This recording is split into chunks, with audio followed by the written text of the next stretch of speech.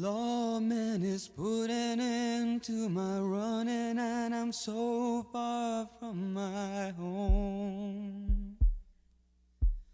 Oh, mama, I can hear you a-crying. You're so scared and all alone. Hangman is coming down from the gallows, and I don't have very long.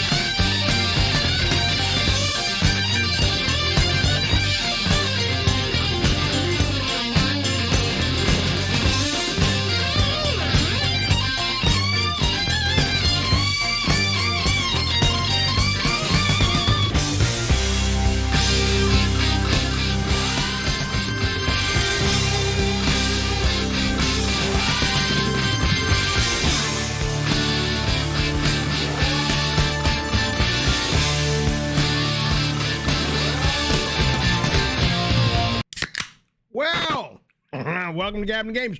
How do you not know what that song is?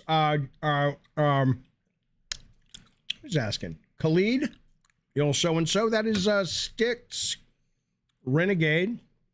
And before that was our very own Alex Plox with some music from Twisted Metal 2 reinterpreted by his genius, a.k.a. genius. Zing. Welcome to Gavin Games. I appreciate you being here. It is Monday, right? Monday the 6th. Let me get a little bit of the bubbly there.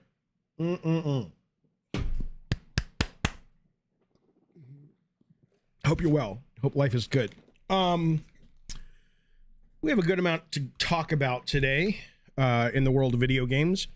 Couple heads up. There's a podcast version of this show. Runs a couple of times a week.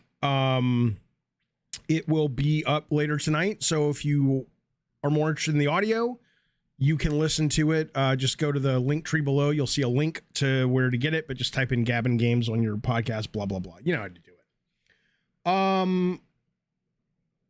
Sadness, as we have to say to Mr. K, one of our very own, fuck you. He's like, why do you stream so early? Because I do. Because I'm like, I really need to start streaming earlier. My sweet spot is like 11 to 2, but I can't quite get it in there. You know what I'm saying? That's what she said. That's what he said about her. Doesn't matter.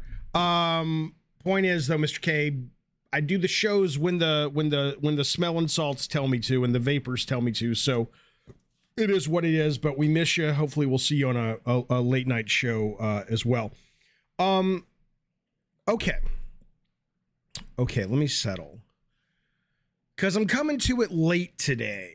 I don't like doing late streams. I love always streaming, but I'm not always able to concentrate as well because the ADD med's wearing off. But we're going to talk about the Sessler stuff. who knows? If Sessler's watching, you never know. He may even call in.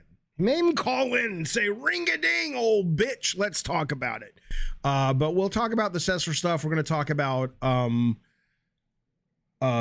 new shit that was announced today at Paradox Interactive and all kind. We got a lot of stuff going on. People in the chat saying, why do you drink Coke, Diet Coke instead of Coke Zero? This guy says, Joshua over in the UK says, Jaffe, why don't you drink Coke Zero? Tastes way better in my opinion. Because I don't drink with your taste buds. I don't give a fuck. I don't like Diet Coke Zero. It's too sweet. Okay. Let's focus, fellas. Come on, man. It's nice to see you, though. I hope you're well. I hope you're out there. You're driving safe. You're doing well, and life is good.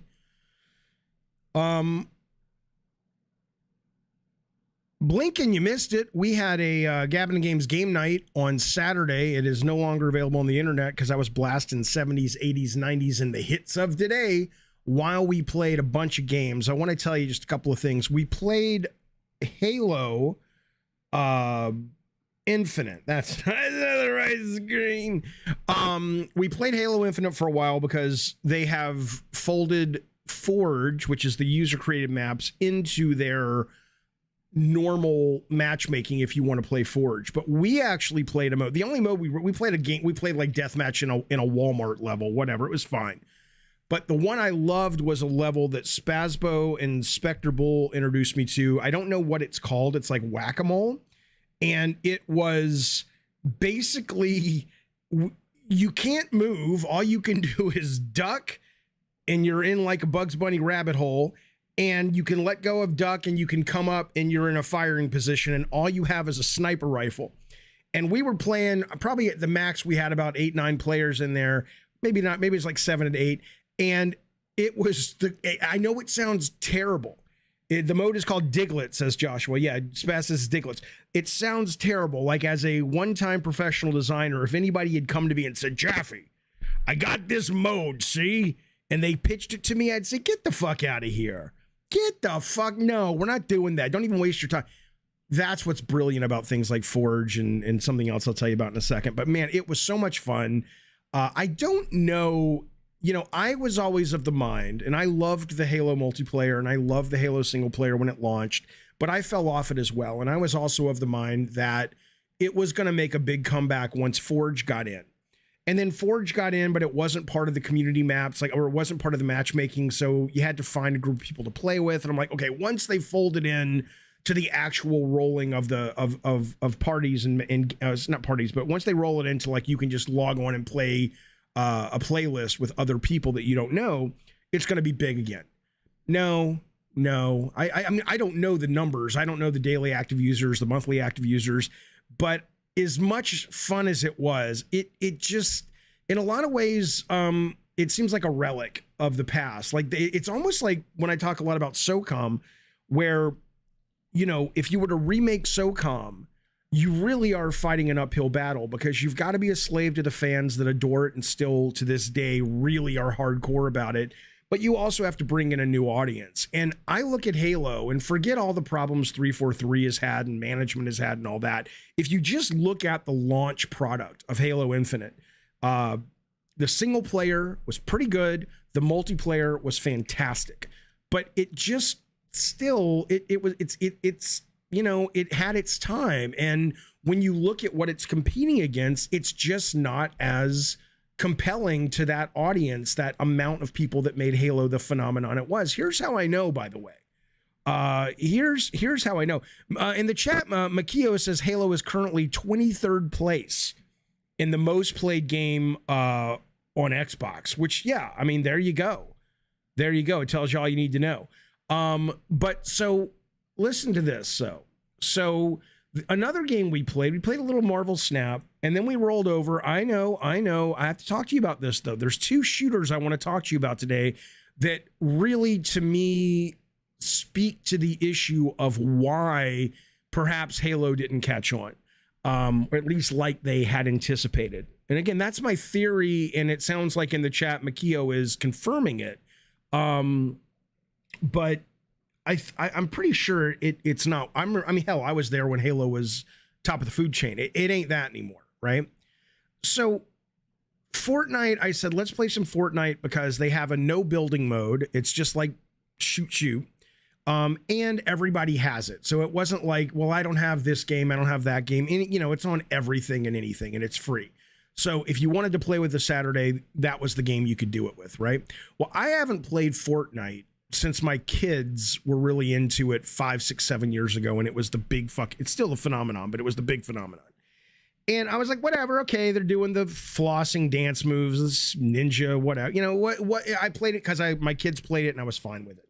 And then I just kind of dropped it. I moved on with my fucking life, you know, and the gaming community of hardcore gamers really continued to shit all over Fortnite for a very long time. And I was just like, yeah, that's that obnoxious little kids game. I'm sure it's well made. It's making tons of money, but I'm going to play other stuff.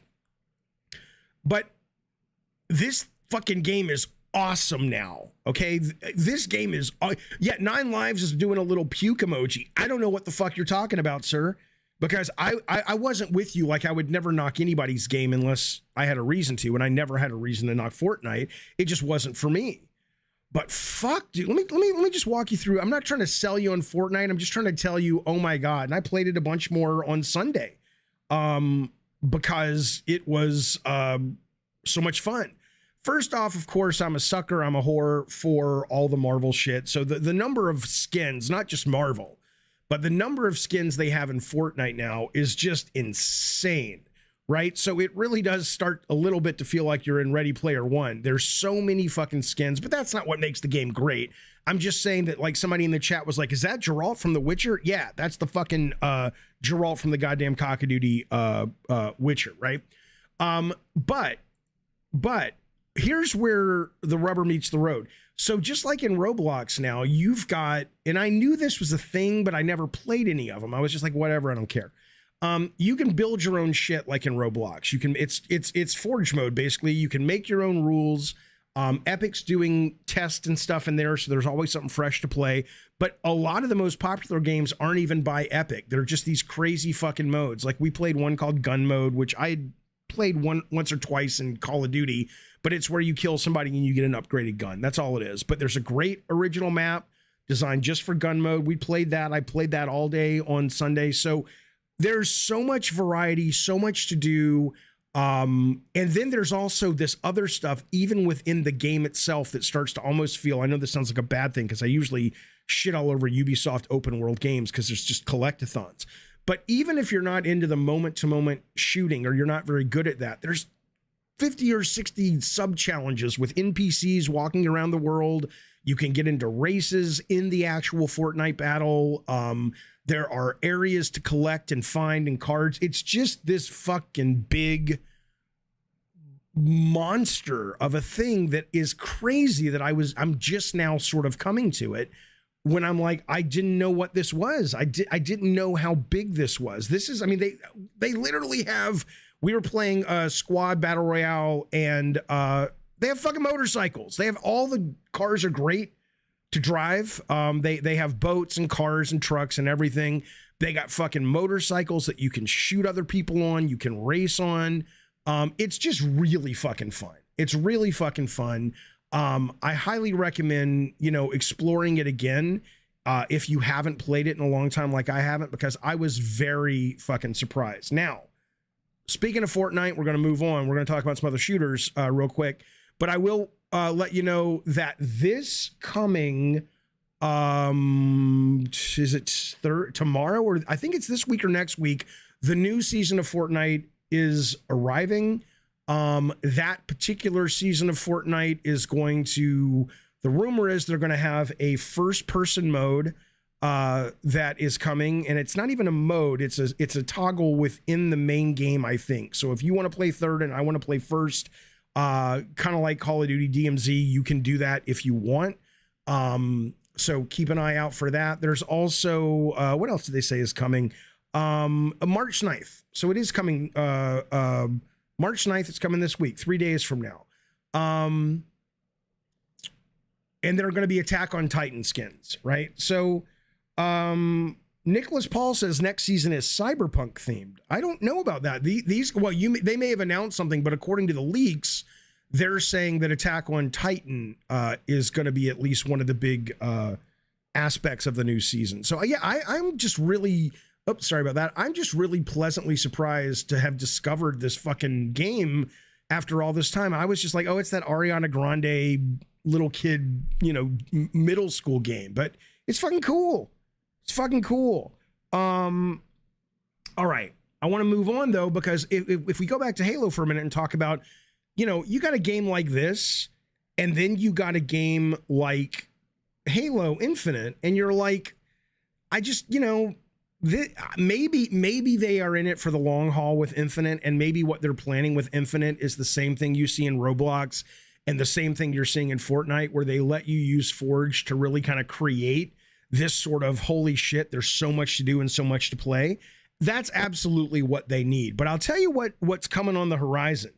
I just signed up for this game. I am almost certain I'm not going to get in because I didn't even hear about it till today. But a lot of the trailers have been dropping and a lot of people have been talking about it. I don't know if you've seen this. This is from some of the X Dice guys, right? The finals. Now, I don't know if it's good or bad. But holy shit, when this is a free-to-play game and you compare this to Halo Infinite, I think Halo Infinite really just kind of, it's too old-fashioned to be the mega blockbuster that it was. Now, what's impressive here, the game may be shit. I have no idea. There's a closed beta starting this week, but it's all about the destruction, like Ravnos says. I don't know if that makes the game better, worse, or it's irrelevant. It may simply be cosmetic, in which case people will play it for a week and move on. But it is interesting that if the destruction really matters from a standpoint of carving out the environment in order to strategically and tactically get an advantage over your opponent, that's pretty fucking cool. That's pretty fucking cool if they can actually, make it more than just conceptually strong, but actually gameplay strong. This is called the finals. There's like almost an hour of gameplay that you can watch. This is just somebody who was in a previous closed beta. Let me show you some of the destruction, but even the guns are really cool. Like that guy has a gun that creates this like foam that, protects everybody in his team. And so you can basically create, little sections of the map that you're totally safe on unless the enemy gets back there with you. You sign up for the beta on Steam at the moment. Let me show you some of the destruction though, because that's stuff everyone's talking about. But there's like a gravity gun, blah, blah, blah. It seems a little bit, it's like 90% Jason Bourne, 10%, sci-fi, I guess. Yeah, I have not played Destiny 2 yet, actually. But something else, going back to when I'm waiting for the destruction to kick in, going back to Halo for a second, or Fortnite, even that, a lot of people lament the death of arena shooters. It's like, but when you play that gun game mode, it felt like I was back in the day in the Sony offices playing, multiplayer Quake. So, I mean, it wasn't that fast, but it was pretty fucking fast and pretty straightforward and pretty fucking good. Where's the destruction person who's making the video? Come on. Hang on. Let me show you this. Let me take one. I should have had it queued up, but it's that kind of day. It's that kind of day. I told you. He's got low gravity. So all of these things, like, I mean, if one of my favorite games the last couple of years is Severed Steel, where you could destroy the whole environment as well, but that was PvE. But PvP with this level of carving up the environment to basically design, I'm being hyperbolic, but to, quote, design the level as you go to get an advantage is pretty fucking cool. There's a guy down below you on the floor. Okay, I'll just blow a hole in the goddamn floor and go down and knife him from behind. Well, if he's too stupid, he probably would know I'm coming because, the ceiling just exploded. Where's God damn it, man. Give us some good footage.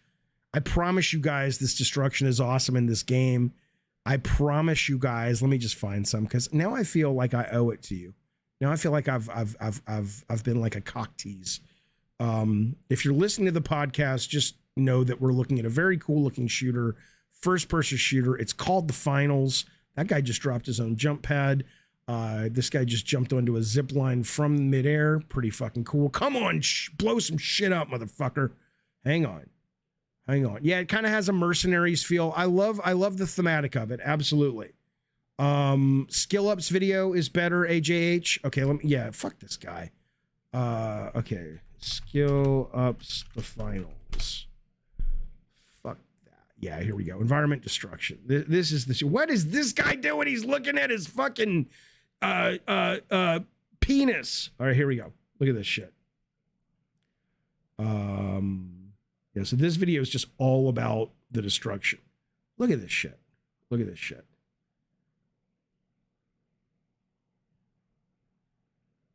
Would you please? There we go. Now they're showing it. Good God. Come on. Look at that. I mean, come on. This looks like a goddamn cockadoo. Look at that.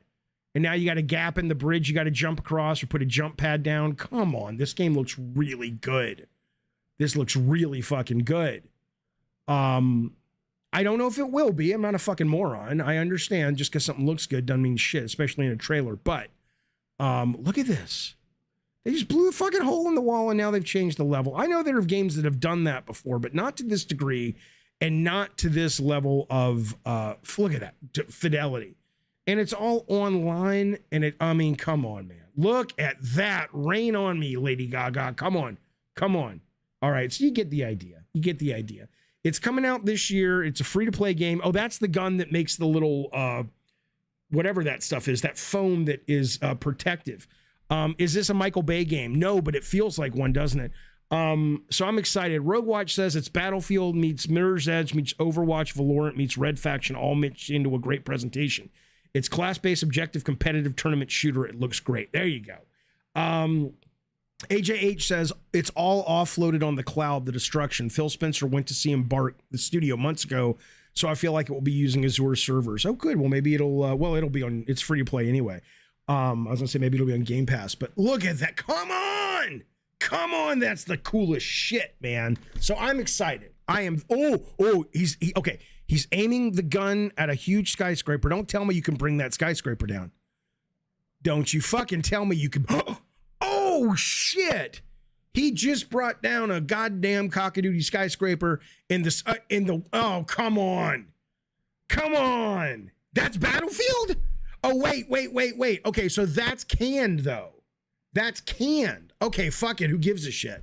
Okay, yeah, that's what I'm saying. Okay, so that... Okay, apparently they were showing us Battlefield as a comparison, just that skyscraper. This is real-time physics destruction. That Battlefield was cool when I thought it was real-time, but no, we did that in Twisted Metal. That's like bringing the Eiffel Tower down. So here's the question. In Battlefield, the new one, I played the new Battlefield. We'll move on from this because I know nobody's into shooters. I played the new one for about 2 days. It was okay. I went back to Call of Duty. But the level of... I didn't see a lot of environment destruction. Are you guys saying this level of destruction is present in the current Battlefield game? Or are you saying, no, that's not what they're... Yeah, I mean, that's so fucking cool, man. Okay, the new one says Masochist didn't have that much destruction. Okay, Ravno says no. Okay, yeah, this looks amazing. This is called The Finals. It goes into a closed beta this week. I would love to get in on it, but I went to Steam. I put it on my wish list. It says, hey, okay, the developer, if they need any more people, they'll let you know. So that's kind of where we're at. Look how cool. I'm so excited. People say, Jaffe, what are games you looking forward to most this year? I always forget. I'm going to start making a list because I get asked it probably 3 times a week and I never know what to say. But this one's up there. This looks fucking cool, man. I'm in. Okay, let's move on. Yeah, so you guys are saying the Battlefield destruction is all set pieces and pre-canned. Yeah, fuck that. That's old school. But think about that, man. Think about that and then think about being Halo and going, baby, this is where the juice is. This is, this stuff, being able to create your own shit and share and constant contact so you can keep your service-based game working. and merging that with what we were just looking at, the fucking the finals. Come on, baby. Okay, let's move forward. Talk about some rumors going on in the world of the video games that we all love and hold dear and near and blah, blah, blah. Jeff Grubb's at it again. No, I don't mean that he's just eating because he's fat.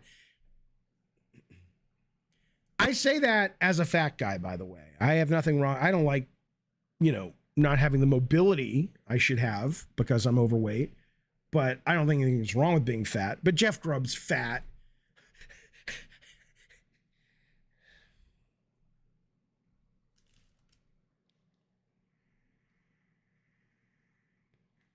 Louie has been a diet soda soldier for 11 months.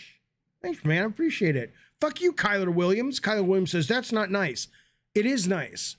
Calling someone fat or acknowledging someone's body size, the only reason you think it's not nice is because it has been shamed in this culture.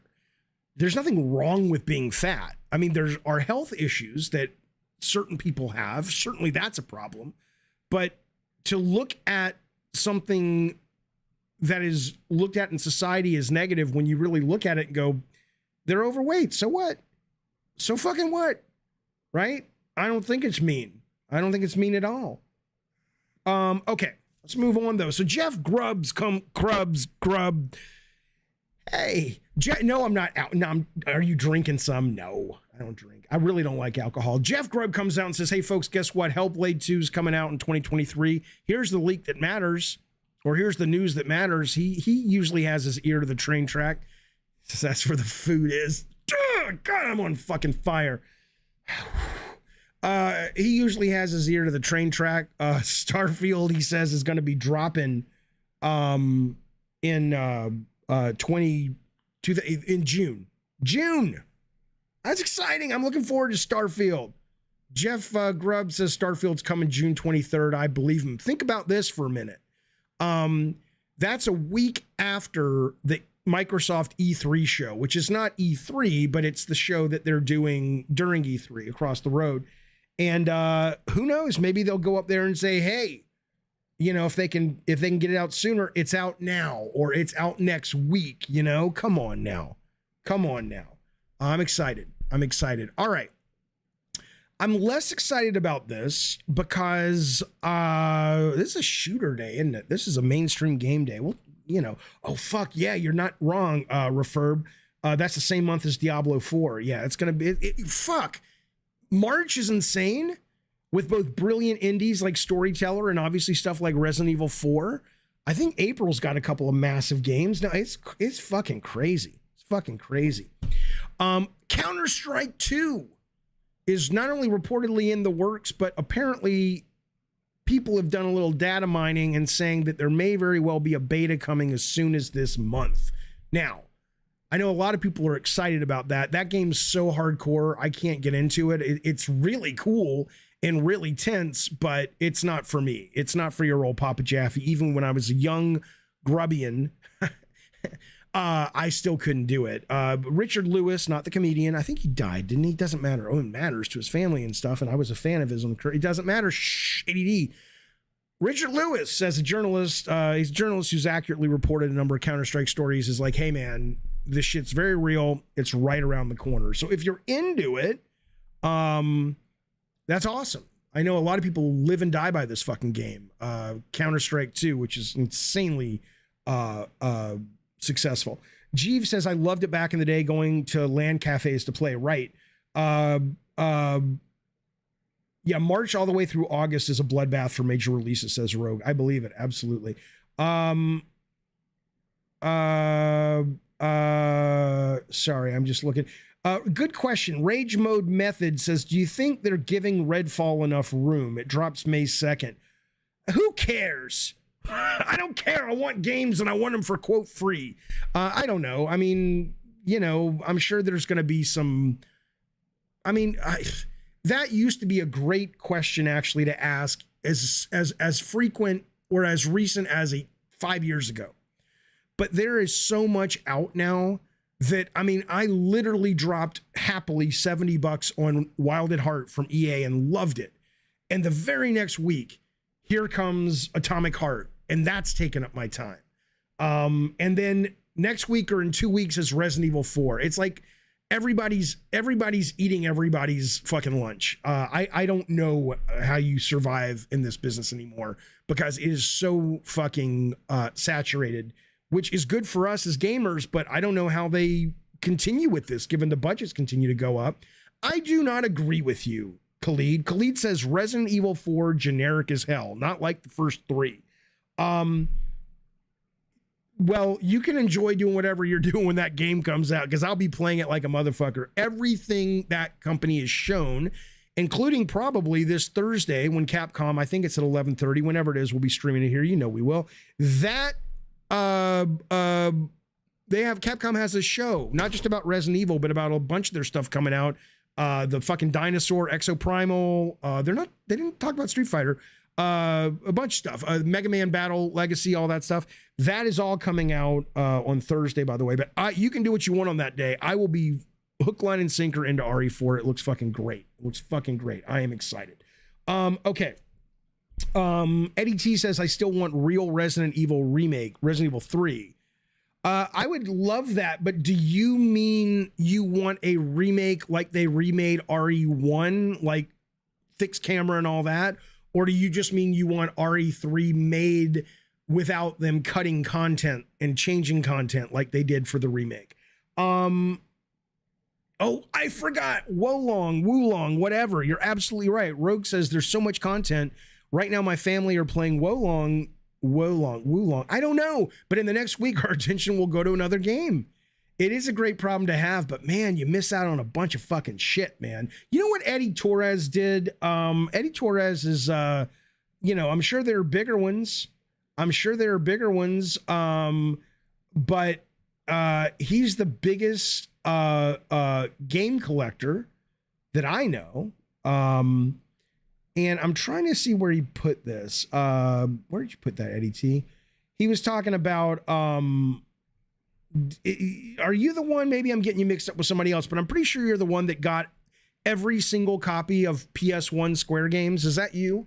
Like, even have a copy of Einhander and shit? I mean, my God, man, I'm waiting. When are you going to make a video showing the world your collection? It's insane. It's incredibly impressive. The Axiom from Connecticut drops super chat. He says, would you ever do a video on your writing process? Maybe what a creative session looks like and maybe an example of game script looks like. Thanks. Interesting. Let me settle down because your question deserves a respectful answer and I'm very hyper, sir. Oh, yeah. Yeah. Shh. You guys know there's a show on Apple TV called Dear Ellipses, ... And they have people writing letters to people like Oprah and Jane Fonda and Lin-Manuel Miranda about how their work affected their lives. And then they have the celebrities read the letters. Every single time I watch it, I cry like a baby. This has nothing to do with what the Axiom is saying. The Axiom wants to know video game script. So there is no standard video game script format. Unfortunately, or fortunately, I guess depends what you're doing and who you're asking, but it isn't like a screenplay format, right? There are times when you're writing a cutscene, and in that, yes, you don't have to, but most people use traditional screenplay format. But if you're talking about a game design document, which nobody really uses anyway, it's usually individual, files put up on Slack or Trello or whatever. It's like, oh, here's the system for the machine gun reload and what we're going to do with the excess ammo. Does the excess ammo roll over into another clip? Does it go into your inventory? If you reload and you have extra ammo, does that go into a surplus that the team can share? Here are the things we want to try first. All that stuff is such a work in progress. And it's very fluid during design that the old school days of having a big fucking design document, usually these days it only exists as it relates to getting a green light from a publisher, because a publisher wants some kind of deliverable early on in the process. And it doesn't hurt to write it, but just know that 90% of it's going to change, but at least it's a good starting point. Would I ever do a video on my writing process? I don't know, maybe I don't really write a lot anymore. I mean, the last time I wrote something was for this game I'm working on with Poland, and I wrote a bunch of it on my own, just kind of quiet sitting here. And then I had Chat GPT, and then I went into Chat GPT and I said, hey, I have this character who I want to be motivated by this fear, but I don't know what kind of fear it could be that she encountered when she was a kid. Give me some ideas. Right. So I'm actually using AI now, or machine language learning, or whatever it's officially called, to do some of my writing work, actually. Okay. You wish you had ADD, Kenneth. Well, it's not bad. It's not bad. It's not bad. You know what it is? It's a challenge, and it really makes life difficult at times for you and people all around you, but it also brings with it a lot of good stuff. So it's a deeper, longer conversation. Let's just say the older I get, the less I look at ADD and even some aspects of autism. I mean, yes, they are disabilities, but more so because our culture is set up to be a certain way. But I don't know, maybe it's an age thing, but the older I get, the more I look at sort of neurodivergent people as like, thank God for them, fucking thank God for them. But it doesn't mean there aren't challenges. Okay, let's move on. I want to tell you about Dr. Disrespect. Never talked to Dr. Disrespect, never spoken to the man. I find him obnoxious, but I know that's part of his character. But he said something here, and I want to talk about it. I want to talk about it. So, he's making this game. He's still streaming, but he has a game company where he's making a PvP game called Dead Drop. Now, if I'm making a PvP game that's a shooter, and I'm looking at the finals from the X Dice guys, I'm shitting my pants today because that fucking thing looks fantastic. But regardless, they're making Dead Drop. They released some footage of it a while back, very fucking early. There's nothing to say about it yet. It's super fucking early footage. It's not really meant to be judged yet. But the game will make use of NFTs. This is reporting from Video Games Chronicle. And on Sunday, Disrespect comes out and he shared his excitement. He said, extraction style shooters could utilize NFTs, and he called critics of the system brain dead. Now, here was the scenario he painted, and I don't think he's wrong, but I also think he's wrong. He says, imagine trying to extract the battlefield with an item you discovered worth $100,000 on the blockchain, meaning it has an actual value. It has a value of $100,000. Think about the entertainment value as a viewer, let alone player. A new PvP experience is upon us, he wrote. Now, I had a conversation with a guy who's working on an NFT game or a blockchain game the other day, and I was just like, dude, look, and this is a real talented guy too. He's smart. And I'm like, here's what I know about NFT and blockchain and all that. Right now, maybe not right now, but a year ago, a little before, a little after, if you wanted to raise capital to make a game and start a studio, you made an NFT game. That's just what you did. And that's fine. That's absolutely fine, because eventually one of these games will come out that was funded that way, and it'll be a great game and great. And it could be Disrespect's game. But I remain, and I even said to the guy that, the fact that every time somebody tries to trumpet NFTs or blockchain gaming, every single time you can go, yeah, but I can do that now, right? It's like, but you own it. Well, you own what? You own a license to a digital image, or what? You don't actually own the intellectual property of it. And even if you did, you don't need an NFT for that, right? So Disrespect's pitch, which is like, imagine you have an item worth $100,000 on the chain. I get what he's saying in that, yes, right now, if Ubisoft wanted to do that, or Fortnite wanted to do that, they could say, here's our new extraction mode, and every single time you leave the map with this item, we put $10 into your account. It can still give the player a similar experience, but that, of course, is different than what Disrespect's talking about. So on one hand, I get what he's saying, But in order for an item to be worth $100,000, you have to have an entire culture swimming in this shit that values things on the blockchain like that. And, you know, I saw yesterday that there's a new, what is it called? A Black Lotus card in Magic is up for sale now. It's the super most rare card. That is up for sale now. The last one sold for $500,000, 500 fucking thousand cockadoodie dollars. So I get it if you can actually get people gaming in NFTs up to that. Like, oh, I have an NFT painting from Banksy worth $1 million and we're putting it in a museum and anybody that can extract with it gets it. But that scenario disrespects painting doesn't exist. So I don't know why this would be any different from just like a contest that a publisher says, hey, anybody who leaves with the painting gets a token. And at the end of the month, we're going to draw from those names and you get a $500,000 painting or something. I don't get it. Fuck you, art version. Jaffe strikes again with his, I'm not saying X, but I don't think people saying X are wrong.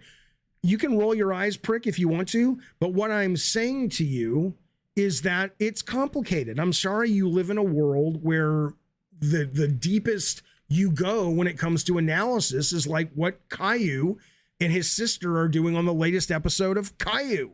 I apologize that that's the level of your education and or learning capacity. However, when you're talking about something like this, there are, you know, it's shades of gray. If disrespect is right and we get to a culture where NFT content is actually valuable, an extraction. Eddie T says, no Caillou spoilers. Okay, I'm sorry. I know. If we get to a point where it is valuable, then sure, I think that what he's saying sounds exciting, but you know, we're not there and there's no one proposing any way to get there. Rob, who's also developing a game, says, I know a few teams doing NFTs in a fun, rewarding way. Yeah, so we'll see. JG from Space says, capitalism is running out of frontiers to commoditize. So they have to invent something like NFTs. I'm sure that's part of it. I also think the other part of it is capitalism is in its death throes.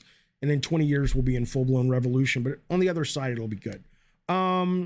Masochista says, I agree with Dr. Disrespect with competitive gaming needing something more than just playing for kill death and stupid meaningless skin on your gun. Yeah, but that's always the challenge. How do you create the sticky ooze that keeps people playing outside of the moment-to-moment gameplay? I used to be and I still kind of am, but I get it. I used to be very adamant. I was like, the moment-to-moment game should be so good that you shouldn't have to worry about sort of not the meta, because you shouldn't have to worry about the 30,000 foot part of the game outside of the game, like leveling up, unlocking things. I don't do that in Uno, right? But what I didn't realize was it's like, yeah, but the people who make Uno don't expect me to play it, you know, for 10 hours a day for 2 years straight, right? If they did, I would probably need that. So it is probably always difficult to come up with how do we keep you playing outside of the core gameplay. Okay. So, all right, let's move forward. Did I get this super chat? I don't want to leave anybody out. If I left you out today, I'm sorry. I got Axioms. There were a couple of, man, I'm sure I'll see them. They'll pop back up. I got to get those things fixed. Hello, Hassan. All right. Let me get some bubbly. Hang on. You know what I have? I have, hey, Scotty Woodford, member for 12 months. Thank you, buddy. I appreciate it. He says, happy Monday, sir. Hope you're doing well. I'm happy today. I'm glad you're happy, sir. That's good. That's good. Enjoy them when you get them. You don't get them all the time. Enjoy those days when you get them, buddy. Thank you for supporting the show and being a member and being part of our community. I'm glad you're having a good day. Hang on. Let me drink some of this because it's got ice in it. The worst thing.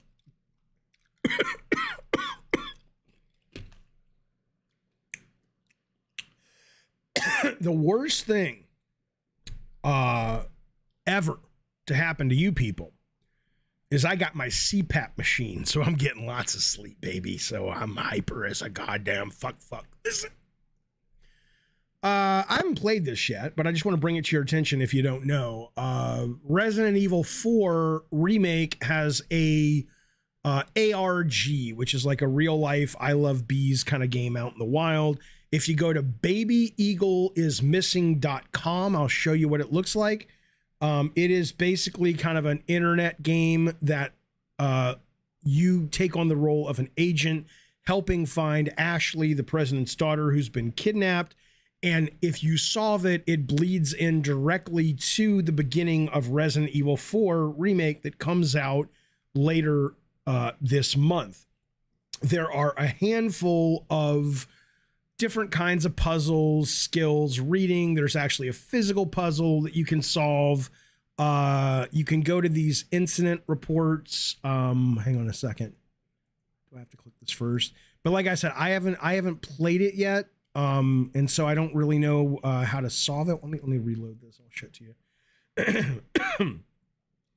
Baby Eagle is missing. I know. I told you. These were clickable this morning. I'm not sure why they're not anymore. Let's see. Maybe I'm running it on the wrong browser. But this is pretty cool, and there's mini games in it, blah, blah, blah. So if you're into it, go to Baby Eagle is Missing. That's for RE4. I like it when companies do stuff like this. I don't think it's necessary. Like, RE4 is not going to sell more or less because of this fucking thing. But that said, though, still pretty fucking cool. Yeah, look at this. Like, look around the pictures, kind of find clues and shit. Yeah, JG says, I love when marketing departments have too much money to spend and make stuff like this. That's right. There's also, like, where's one of the things I was started earlier is, like, puzzles you put together to give you clues and shit. It's pretty cool. The blind one says, hey, David, my daughter thinks you look like Santa. How old is your daughter? Is she a little child so I can tell her I am Santa and lie to her?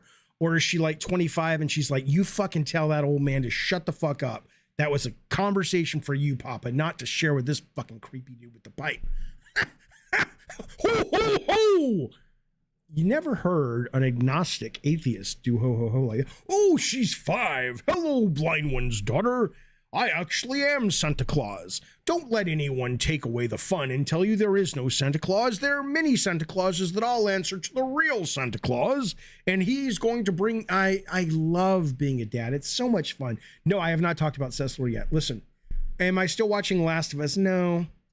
I know. I know. I know. I hear it's great. I watched the first 3. Love them. I do plan on going back, maybe, but I'm watching Shrinking right now with Harrison Ford and Jason Segel, which is fucking awesome. Fucking awesome. But anyway, okay. I'm not watching it because I don't like it. I really liked what I watched. It's just not I don't tend to like dark television. You know, it's just not my cup of tea. Yeah, Prince Green says, thanks for the stream, Jaffe. You guys make sure to like the stream. I hate that I have to remind people to like the stream, hit the bell, all that bullshit, but I do. So yeah, if you like what you're hearing, if you like the cut of my jib, hit the like button, you old salty fuck. Okay. Listen. Okay. Another show that I watched about, this is how ADD I am. I watched about 10 minutes of the first episode and I loved it. But I just got busy with other things. Cyberpunk Edge Runners, the anime over on Netflix. Everybody says it's great.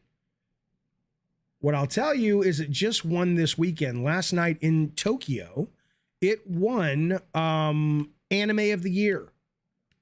It beat out Demon Slayer. It beat out Attack on Titan. This is the anime that launched with not the final expansion, which is narrative expansion, but sort of a Edge Runner pack. The game itself was propelled to much bigger sales, and also because of the update, which makes it into a great next-gen game. Cyberpunk 2077 had a recent increase in sales, partially due to the success of that show. So, you know, congrats to that. It also got Best Voiceover Performance. I don't know if it says who got that particular award.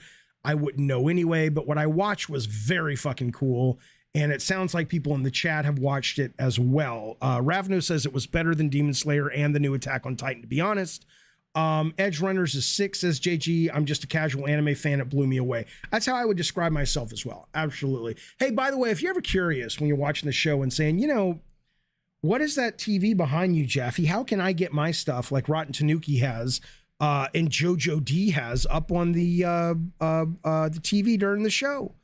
Do you realize in real time right now, you could send an email with any picture you want to that show, that TV, and it would appear behind me? But you got to be a member. You got to be a Cult of Calypso or higher. But that said, something to think about.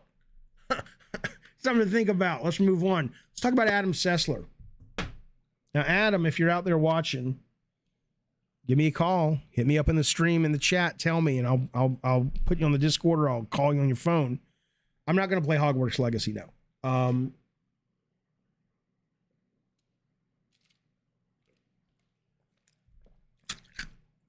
Johnny Graphics, these people are not YouTube channels that are advertising. Day One Patch Kids is an artist that does amazing content over on his own website in terms of art and products and swag and things like that. Okay. JoJo D is the one with Wonder Woman. Yes, exactly. Absolutely. Okay. Let's talk about the Sessler. Call in, Adam, if you want to chat. Okay. So let me settle, because this is it's not that it's a serious topic, but I want to get this right, and there's a handful of beats to hit.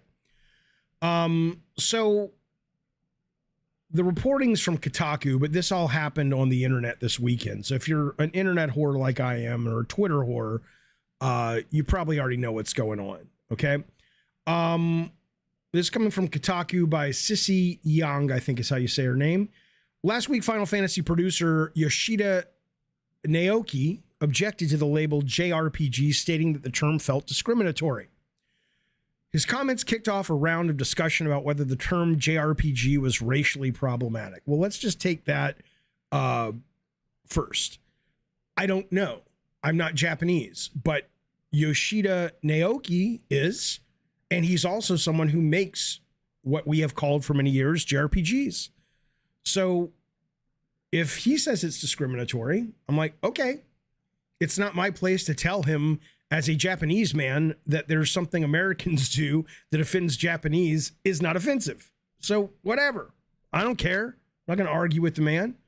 But that's not the story. Those who took issue with the term argued that the word was prominently used during an incredibly racist period of American gaming history. This weekend, a streamer named Tark's Gauntlet of the, where are they? I think they're the Orlando Gauntlets. They are a really rotten fucking family. This weekend, Tark's Gauntlet tried to prove the game's media was racist towards Japanese games by posting an old G4 review of a game called Batten Kaidos Origins. It contained offensive stereotypes, mockery, and anti-immigration rhetoric. So let's watch this first. It's only 56 seconds. It's got a little bit of Morgan Webb at the beginning and mostly Adam Sessler towards the middle. Okay? Okay, here we go. If you're listening, all the stuff is mostly, there's a couple little visual things you might need to know about, but most of it you can get with your earpieces. Here we go. And we all know who will replace us. India, that billion-strong faux vegetarian tech support call-taking behemoth of a nation. Or the Chinese. But certainly not Japan, because while they may be technologically advanced and financially powerful, they're already in decline. You want proof?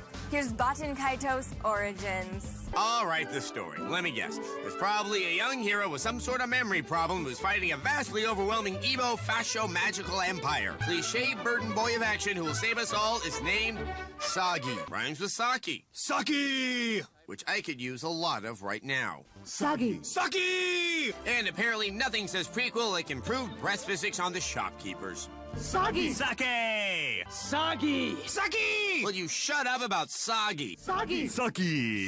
Saki! Saki! Batten Kaitos Origin is an RPG for the GameCube. That about says it all.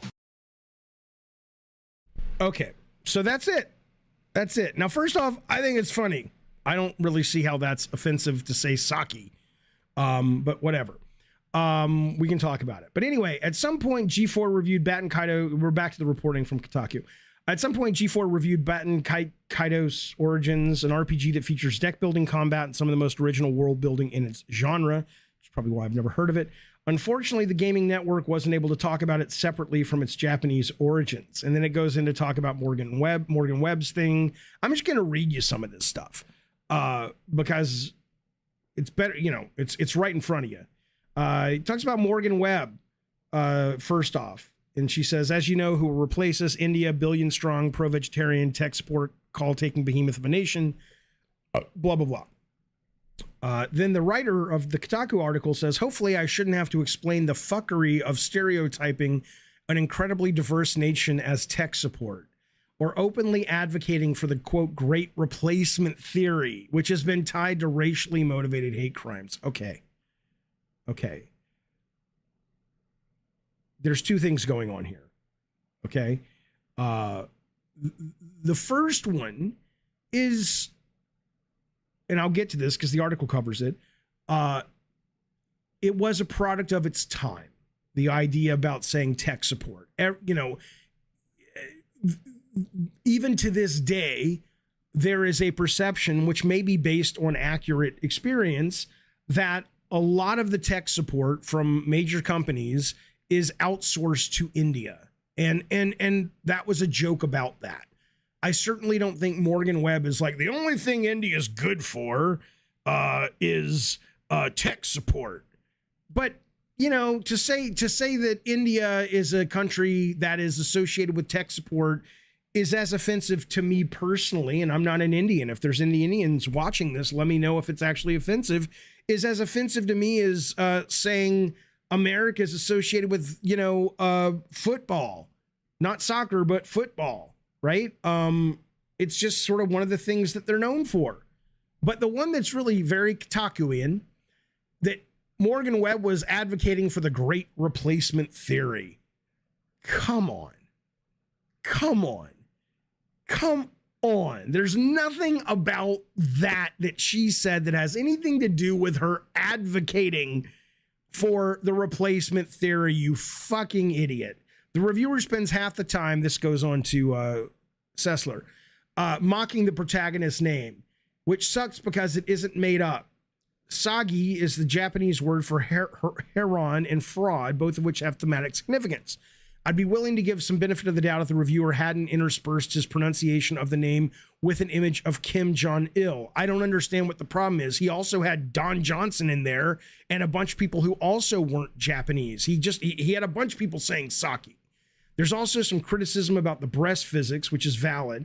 I just would have preferred to hear a feminist critique without being forced to endure the racism. Kotaku reached out to Webb for a comment, but didn't receive one. Yeah, I wouldn't. Why the fuck would she talk to you people? Sessler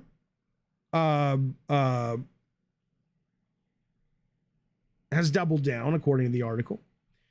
He says, he quote retweets the clip. He says, this dude, this Gauntlets fella, who somebody in the chat says they're a fan of. I don't know the guy. I got nothing against the guy. I don't agree with this tweet, but rather than apologizing, he says, this Gauntlet dude is angry I didn't like his consumer boner simulator in 2006. A truer gamer there never was. Kotaku also didn't get a response from Sessler. Wow.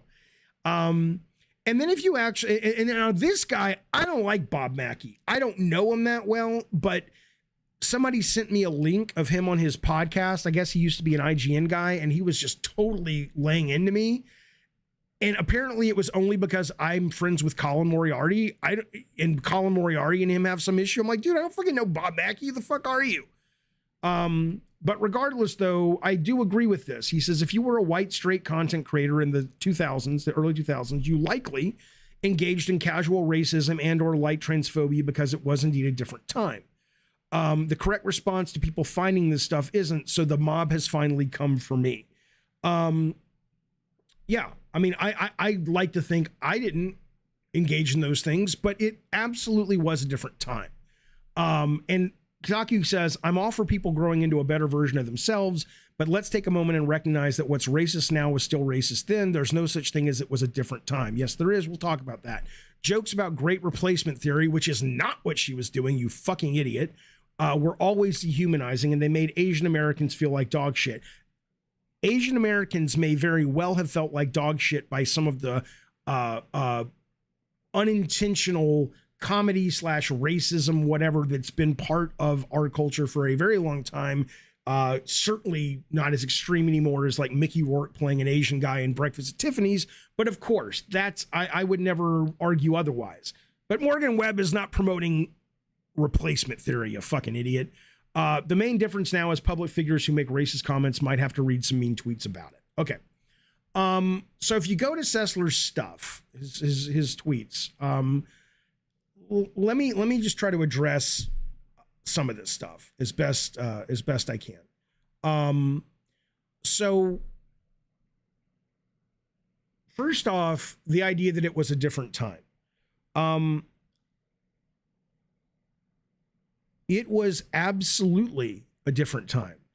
And that doesn't mean that because it was a different, if you were to say it was a different time, and knowing what I know now, I would still do it, or knowing what I know now, I also still have a history of doing it, then I would absolutely say you're a problem.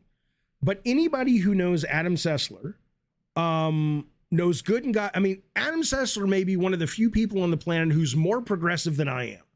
Okay. Adam Sessler is not racist. Okay. Did he back in 2006 make something now 20 years later that quite possibly or probably he would also say, oh yeah, that's what we did back then. And we didn't know. As Maya Angelou says, when you know better, you do better. Now we know better. Sessler's not out there being this kind of guy. And it wasn't, so that's A. B, I want to show you something. We'll get back to Sessler. This is my high school yearbook. I was one of the editors on it from 1989. Okay. I want to show you two things. Number one, this is a kid in my school aiming an Uzi at other students. There had yet to be a school shooting in 1989, at least in the context of like Columbine. It was a different time. You would never do that today. You should never do that. But back then, it was like, oh, it's funny. He brings a water gun, looks like an Uzi to school. Look at this guy. This guy dressed up in blackface as Oprah Winfrey. It was 1989. Was it tasteless? Sure. Was it offensive? Sure. But we didn't know that back then. We didn't. We weren't I dressed up one year when I was like 8 as Aunt Jemima for Halloween. I don't think I had blackface on, but it was like, oh, Aunt Jemima's funny. We dropped the F word regarding homosexual people. There's a lot of things that we did, just like people before us, just like people today will look back and go, oh my God, I can't believe we did that. That's called progress. But you don't get to throw Adam Sessler under the bus because he's not that guy who has continued that. Adam is not that for every race. I mean, think about this. Imagine the people who aren't as progressive as Adam and what they said back then. So first off, yes, it was a different time is still valid. I'm not saying it doesn't mean what he said wasn't racist, but to suggest that that doesn't matter, we got to get him. Fuck you. It's ridiculous. Now, if he hadn't changed, okay. And then the other part of it, though, where people come after Adam is done. And Adam is not wrong. Let me get some of these comments first, and then I want to talk to you about somebody wrote me and said, I think it was Alex S. He says, Jeffy, are you going to talk about the Adam Sessler meltdown?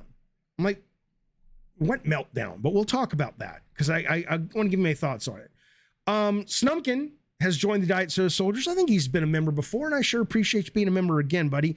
Thank you so much. I'm going to put a little bit of anal juice from Kim Kardashian as well as NFT gold in the pipe, and that's for you, buddy. All right, baby. There you go, Snumpkin. Thank you so much for supporting the show. I very much appreciate it. I think I may have gotten one other one, but I cannot find it. So if I missed yours, please put some exclamation points in front of your thing. and let me know. Sessler got married and whipped so far left. Okay. Morgan Reb is not racist, says Rogue. Neither is Adam Sessler. As a brown person, Indian American, growing up as a kid in the 90s and early 2000s, yes, there were cringe racist content that made me feel like a second-class citizen, but I understand it was a different time. I can forgive, especially since we all grow, learn, and change. Right. Absolutely. And on top of it, I don't even know what was so offensive about that clip. Everybody shouting sake, whatever, however you say it. You know, he wasn't saying it was bad. He was just saying, oh, here's some Japanese stuff we know. And sake comes from Japan, and it's fucking awesome. So, Sessler. What do you mean? Captain Crunch, thank you. I appreciate that. What can't you do when you say you can't do these topics? What do you mean? So Sessler, though, basically isn't backing down. Okay? And again, there's nothing he should back down from. He's not saying anything about that past review. He's just like, look, I'm not going to get into it with you people. Because he's right. He you know, I'm going to paraphrase him here, but he's like, gamers, and I don't mean people in this audience, I don't mean most gamers, but vocal gamers on the internet are some of the most obnoxious, childish, whiny, annoying fucks on the internet. They just are. They just fucking are. And Adam's like, look, I can't believe I spent as much time as I did in my career dealing with this shit. He says, I still love games. I still love game design, but the culture of gaming, it's fucking annoying. And Adam Sessler's roughly my age, a little younger. He's got his money squared away to some extent, I guess. He doesn't need to put up with it. He's not going to get dragged into the fucking drama. And I think that's fucking wonderful. And I think people need to be called out on it. The fact that, let's put it this way. Who's going to write the article about Kotaku being cultural appropriation? Otaku means geek in Japanese. They added the K. All these Americans did. This wasn't a Japanese company. This was an American company that for the first year of its life was about to crash and burn. And then they brought in Brian Crescente to take over, and it became a big deal. Then they brought in little Jason Schreier. I think it was little Schreier, and he did okay. Was it Schreier? No, it wasn't Schreier. It was Totillo. Doesn't matter. The point is, Kotaku is cultural appropriation. Oh, of course I'm reaching, Lando. But it's all reaching. Lando says, oh, now you're reaching. Yes, because it's stupid. Right? It's like racism is insanely important to deal with. And I love, you know, here's what I'll tell you on the flip side, though. And this is going to piss off whoever that guy was earlier saying, oh, here's Jaffe saying, I agree, but I disagree. Here's what I like about the article that Kotaku wrote. Okay. You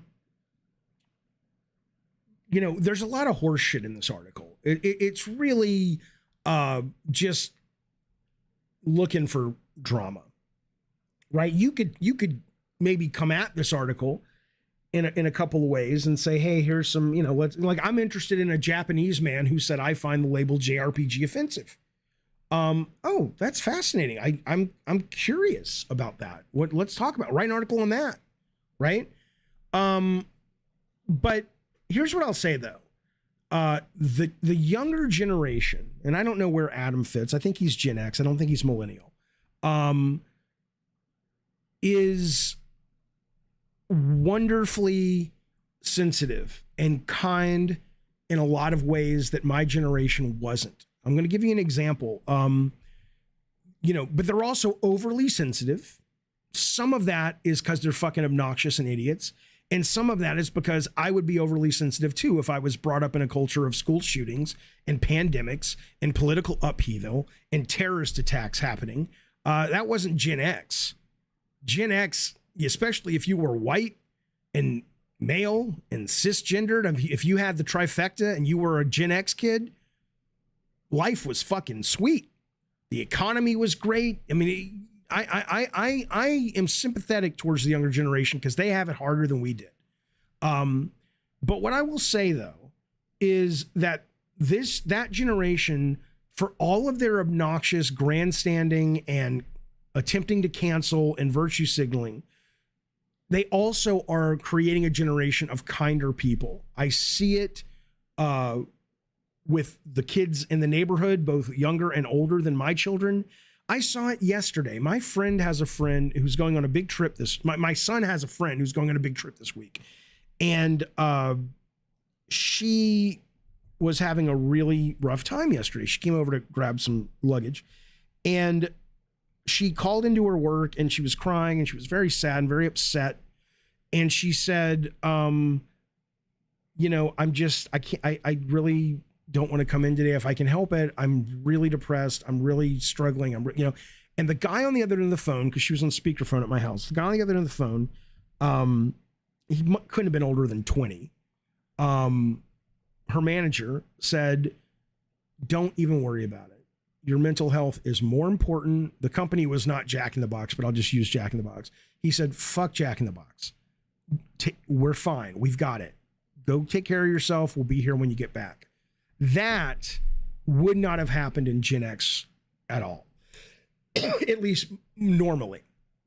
That's what I love about this younger generation, is that they are sensitive to injustice more than my generation was, and they want to do right. I just think they sometimes, like in this fucking article, go way fucking over the goddamn line to the point that they just become fucking morons. So that's what I'll say. I would argue it's creating a more toxic and fake people culture, one where everyone is overly coddled and gets away with ridiculous excuses. Maybe that's true, Joshua, but in this case, there were no excuses. This person was in dire straits. She was having a really mentally difficult day. She was really sad, really stressed out. And I'll tell you what, when we ran Bartlett Jones, we had an employee that struggled with depression. And it wasn't like, get them out of here. They're coming in late. It was, oh, that's really shitty. Let's set them up so they can work at home. Let's make sure that as long as they get most of the work done and it's not hurting anything, let's bend over backwards to accommodate the fact that they're going through a really fucking rough time. That's a wonderful thing that I think we should be appreciative of. But unfortunately, it gets thrown in with shit like this, which is just dumb. It wasn't let's keep them isolated at home, Jake Z. They knew they could come in whenever they wanted, but they had a hard time getting out of bed because they were depressed. So they slept really late, but they got the work done. Rose says we can build class consciousness and work together to destroy systematic issues that are causing a lot of suffering. I agree. That's something that can reach all generations. I agree. Venom says, Jaffe, you hold your male friends to a lower standard than females with a different political outlook. You went in hard on the girl who streamed Hogwarts Legacy and the girl who got fired. I didn't go in hard on the girl who streamed Hogwarts Legacy. I don't know what you're talking about. The girl who got fired from limited run games, that girl, I said, as long as she wasn't bringing whatever was found in her long ago past history on the internet into her customer service job, it really was no one's business. So I don't really know, what you're talking about. I don't know what you're talking about.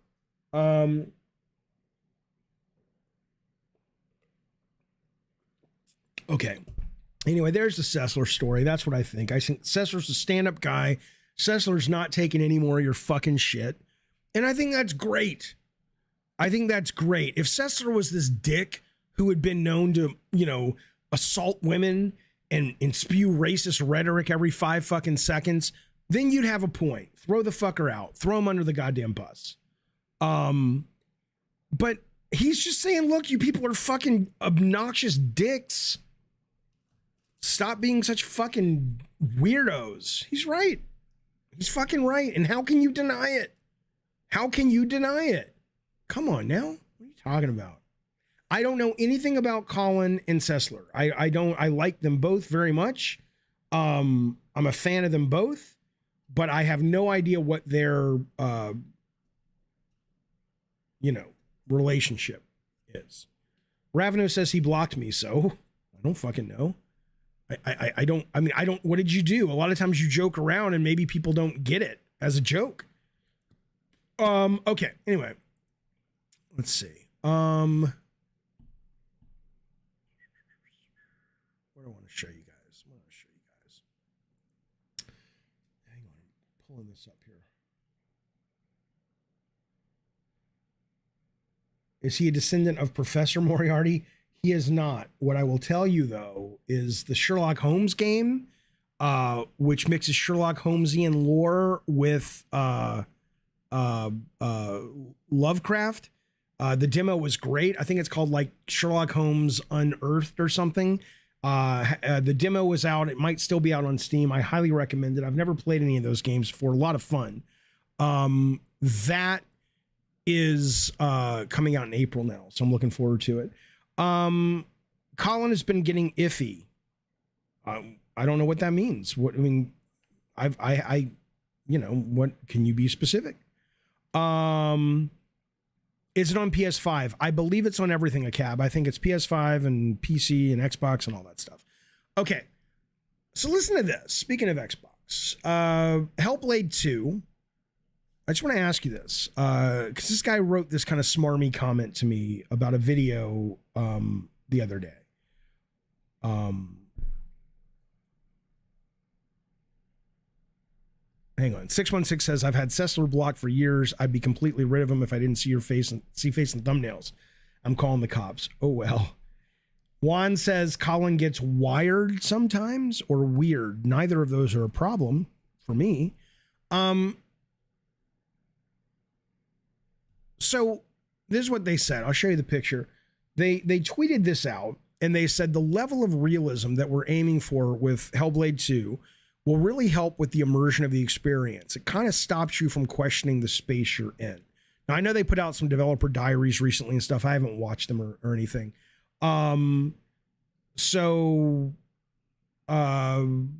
This is what they were showing. Okay.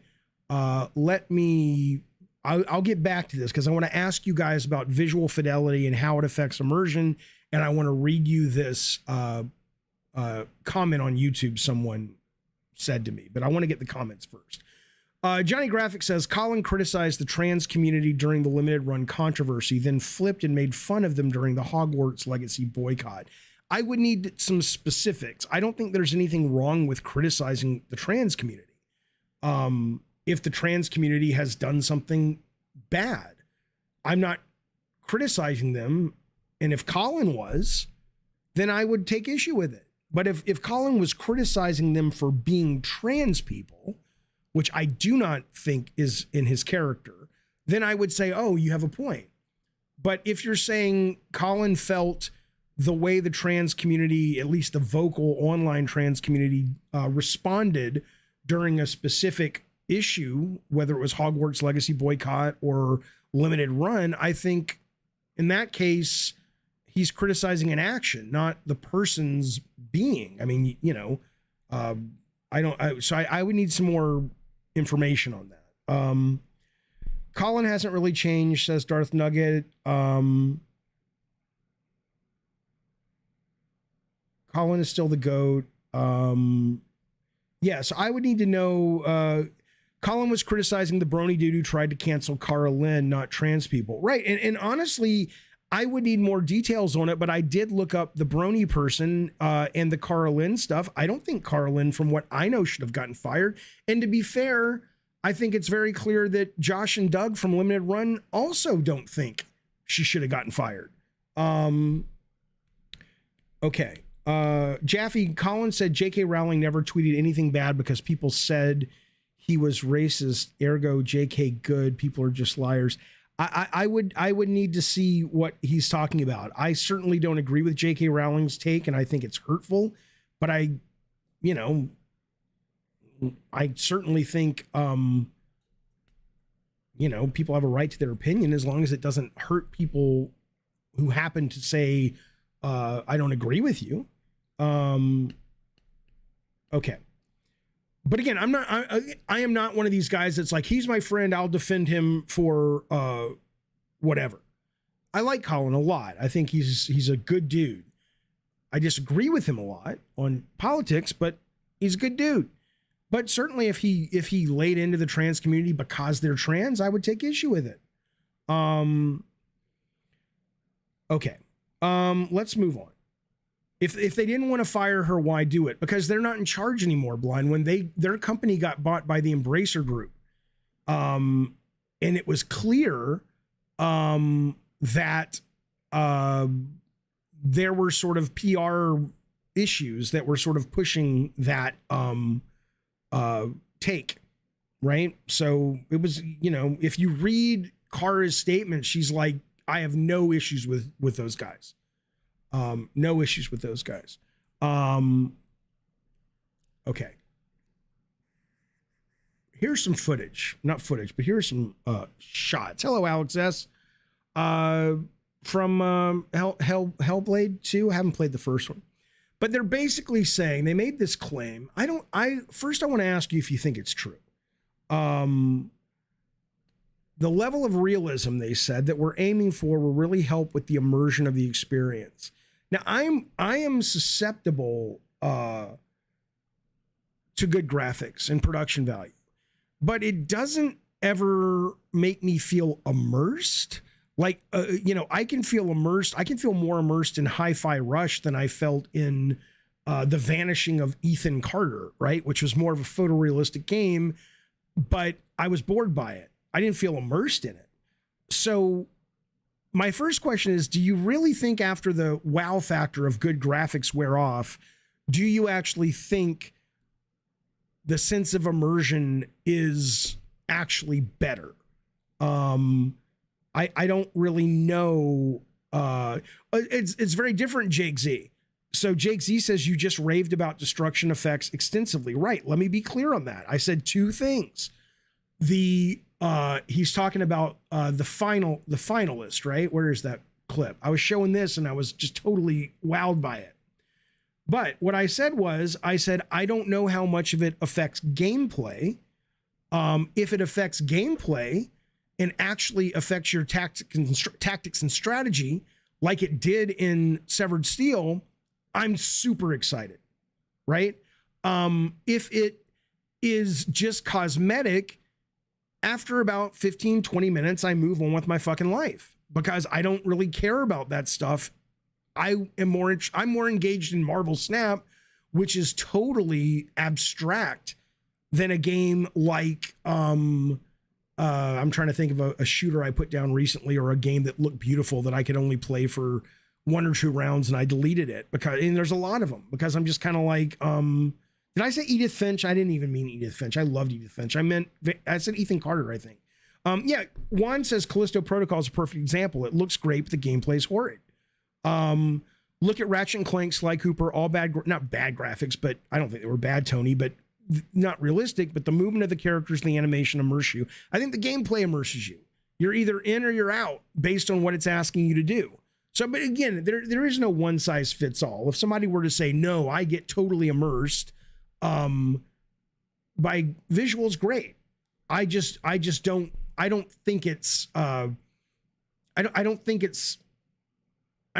what it does. I think the visuals help to sell it and get it in your hands.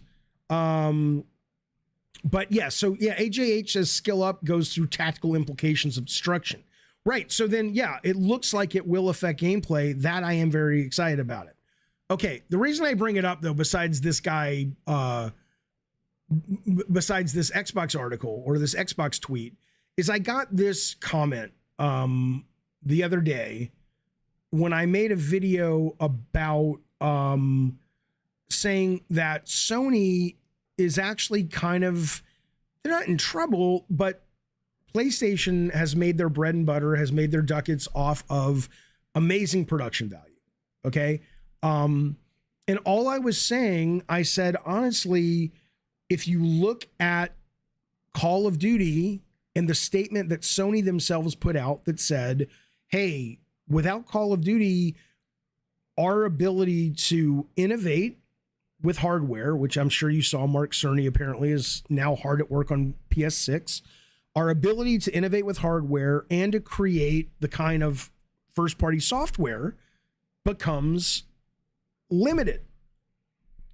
And we can't do it as much, or whatever their phrase was. Okay. So all I was saying was, if a game like Call of Duty, which is absolutely mechanics driven and, you know, wish fulfillment driven, but it's beautiful looking, but it's not about the production value as much as it is about, just like Fortnite, it's about other things that get people engaged and immersed in the experience. Okay. So I just said that if a game like that, a gamey game, a competitive game, a service game, can really shut down a lot of the innovation that we know from Sony, then frankly, you have to deduce from that as profitable as Sony's games are, they're getting more expensive every generation.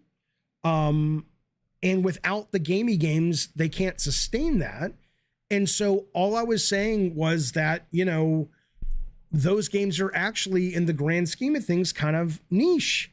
That's all I was saying. Here's what he writes me. He says, you're making some of the most obnoxious bad faith troll arguments imaginable in this video. People who like games like The Last of Us should actually be happy that the business model that supports their production falls apart if the revenue from games like Call of Duty is stripped away. Yes, that's what I said. Did you even think about what you were saying for a second before uttering the nonsense? The mental gymnastics it takes to suggest people that like cinematic games should be cool with the production value of those games collapsing because it is part of a cleansing is really bewildering. I absolutely 100% believe what I said then, which is, if you love video games because primarily the production value, and that's fine, there's nothing wrong with it. I'm not saying you're lesser, and I'm acknowledging there's a lot of you out there that put that at the top of the food chain for you. Great.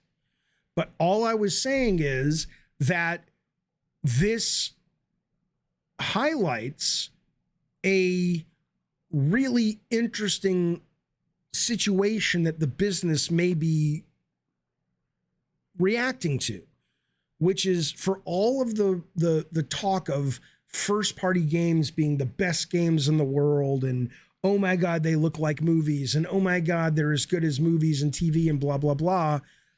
They're not the ones that are really driving the industry. And all I was saying is, if the games that Sony is forced to make because they can't spend as much money moving forward has to be built on a foundation of interactivity, better storytelling, better player engagement, because they have to say we can't spend what we were spending. Yes, I think for the people that love cinematic story games where production value is not the main thing, the industry and the art form of game design of that specific genre is going to improve. I'm just, I'm open to being wrong, but I'm just giving you some fucking facts, man. The heartbeat of the medium is not production value. It can be for you, and that's great, but when you got an entire company making the very best production value games ever, and they can't survive, according to them, if a shoot, bang, bang multiplayer games as a service game goes away, come on. What does that tell you? Why am I comparing a game from the 90s to 2023? I don't know what you're talking about, Khalid. I'm talking about Call of Duty compared to any of the recent Sony games. What are you talking about? When you say it's just talk for the regulators, Lux, you could be right, Lux, but my understanding is when you are submitting documentation for a regulating body of the government, whether it's just about your own actions or you're part of a subpoena or lawsuit or whatever, you can't, it's not spin at that point. You're not talking to little Jason Schreier at Bloomberg. You know, you're not even doing an earnings call, which I don't think you can lie in that either. If in fact we'll know soon, right? Because a bunch of the stuff that Microsoft has subpoenaed, that the judge last week just said, yes, most of it Microsoft is going to be able to get their hands on. We'll see how true it is. But I'm not entirely sure that Sony is allowed to lie. Yeah, Sector says you can't lie in an earnings call. It's investor fraud. Those big budget games, says Mass, give the platform identity and push the envelope as to what's possible. I agree with you in the first part of your sentence. Certainly Sony PlayStation is identified by, cinematic big budget narrative games, 100%. And I think that's been fantastic for them. But I don't agree with you that it pushes the envelope as to what's possible. It pushes the envelope as to what's possible in production value. But and as beautiful as Horizon Forbidden West is, one of the best looking games I've ever seen in my life. Elden Ring as a game pushes the envelope as what games can do. It shits all over Horizon Forbidden West, which is just kind of rote, been there, done that a million times from what I played.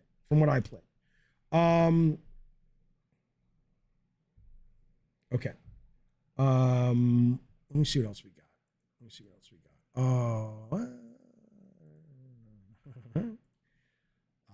I'm looking at my, you know what? Okay. Oh, I got to save all this. It's too much.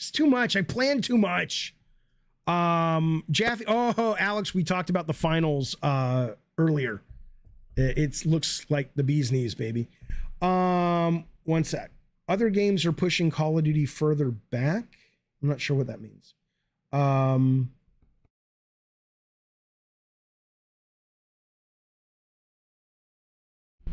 Okay, so that's all the news we'll do today. If you guys want to talk, I'll take whatever questions or chat or whatever you want to talk about. We'll be back later tomorrow with another Gabbin' Games. I know there's an I Love the Weird I have all ready to go.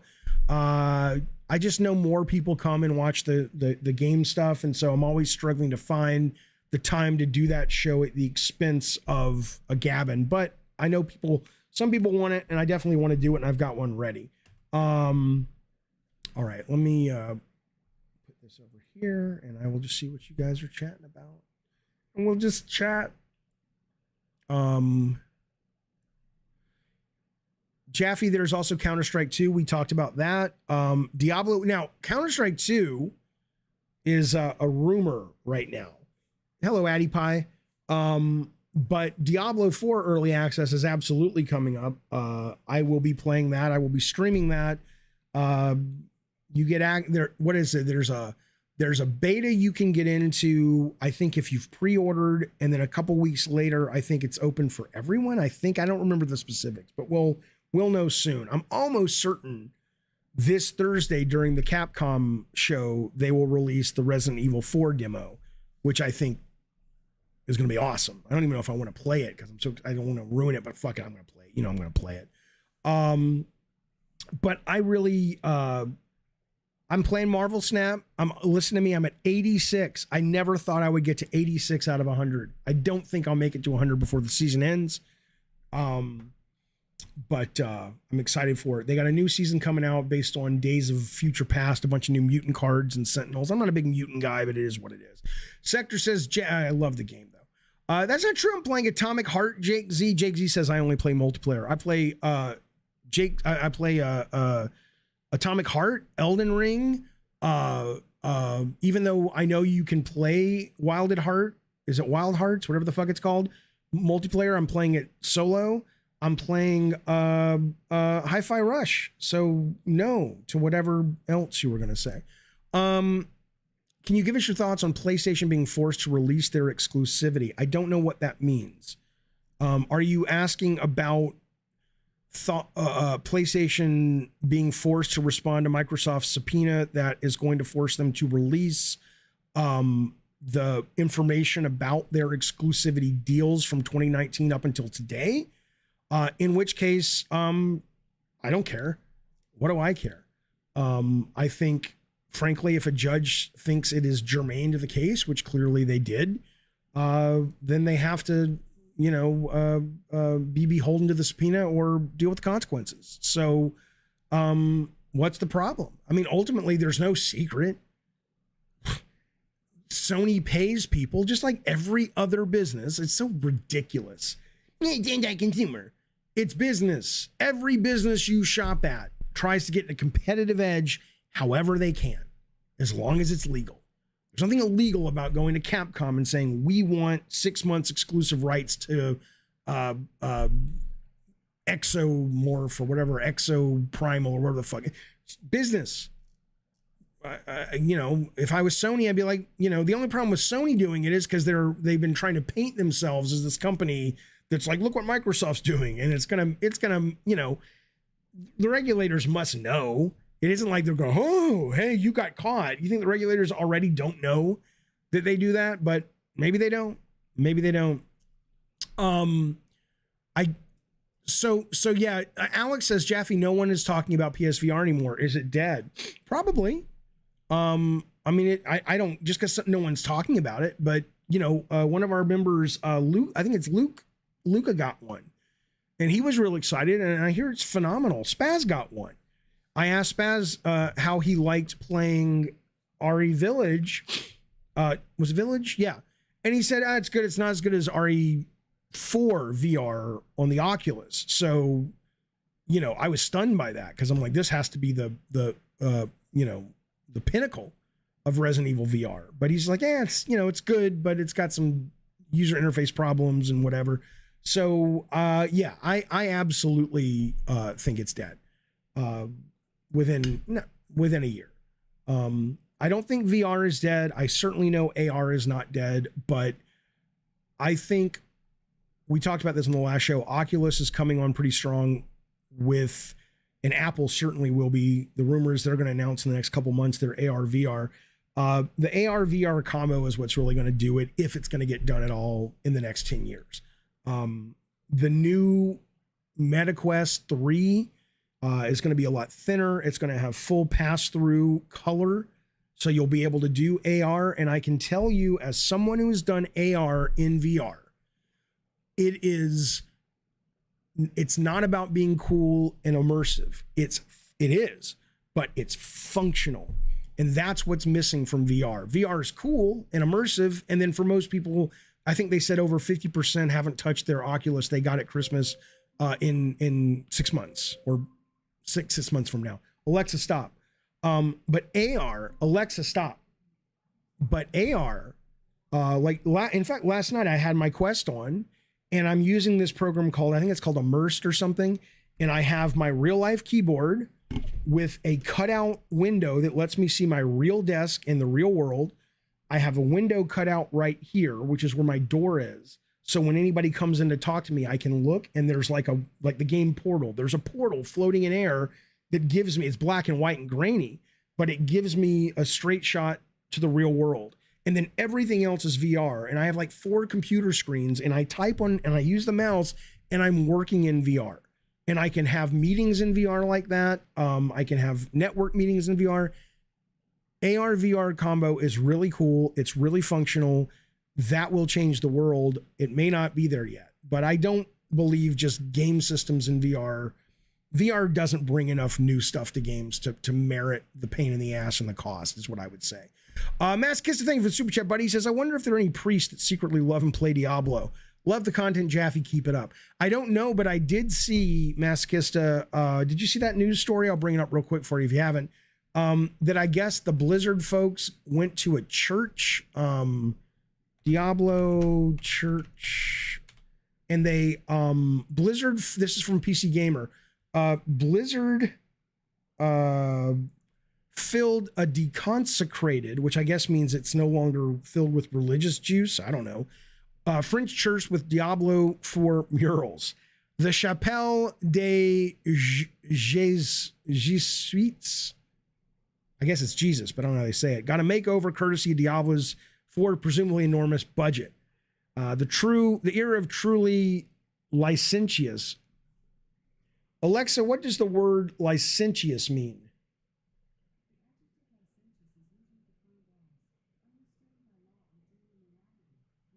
Alexa, stop. It means unrestrained by law or reality. So they got a cathedral, 16th, 17th century, 1600s. It's not officially a sacred site. It is a historical monument, and they went in and they just put up a bunch of Diablo ads in the church there. So there it is on the screen for you. Let's look at this. Let me just scrub through it. Isn't that something? That's something. Look at it. That's awesome. Can you imagine being like a time traveler who got sucked into the future from has like returned, 1600s? and she shall not relent And they're like, what until the she fuck has is happening? corrupted us all. What the fuck is happening? That's pretty cool though. So yeah, I don't know. I'm looking forward to it. I'm a fan. I'm a fan of the franchise and what those folks are doing over there. Hang on.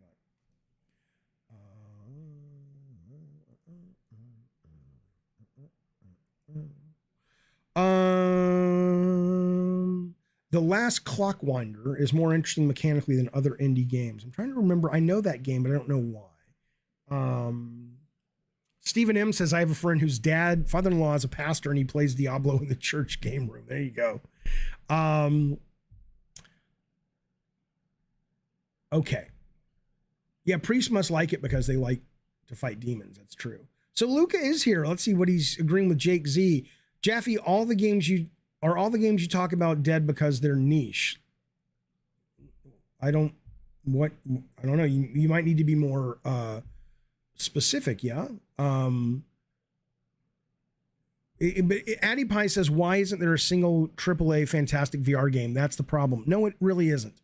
There is Half-Life Alyx. There is Resident Evil 7, which was fucking phenomenal. I played the whole thing in VR. That's a AAA game.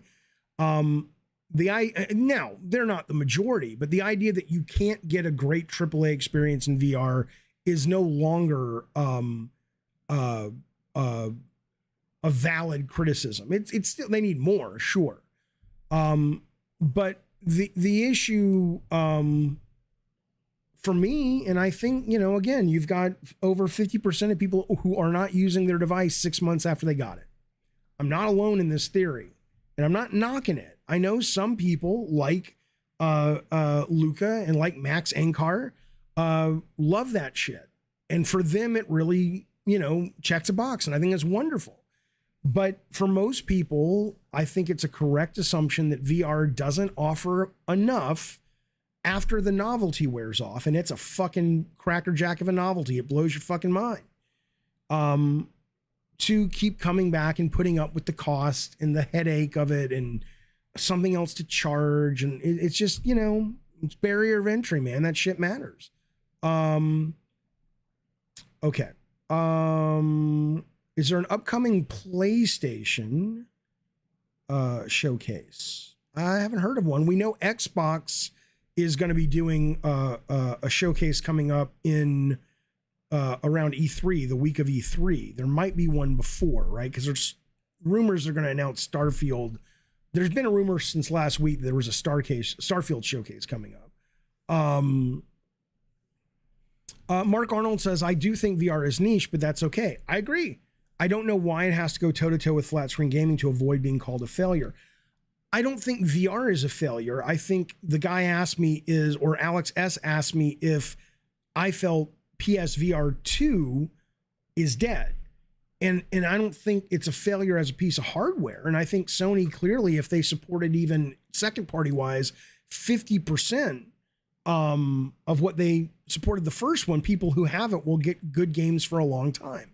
But I'm as it relates to comparing it to what it means to be a success, to answer his question, I don't think so.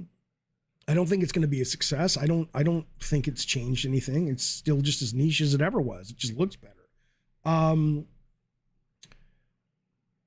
have you ever tried Game Pass on the cloud using your phone? Yeah. When I took my kid to the dentist a few months back, I played Grounded. I got one of those Backbone controllers and I plugged my phone into it and I sat out there and I played Grounded for an hour and a half. It was great. I mean, but again, I live in a good area, a lot of good Wi-Fi. Your mileage will absolutely vary. What does it mean to be a success, says Mark? I mean, you would have to ask Sony what their return on investment is and what percentage of profit they need above profitability to determine if it's a success. I don't know.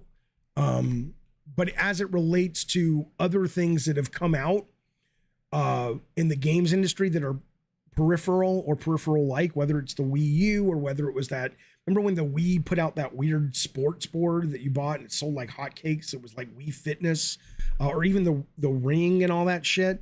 There are peripherals that you can look at and say, wow, people are talking about that. It's getting news stories. They're hard to find.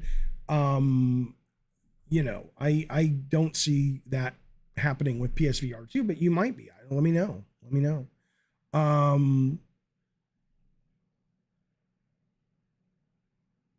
Sousa says, I think PSVR 2 is kind of blurry. It's not what I thought it would be.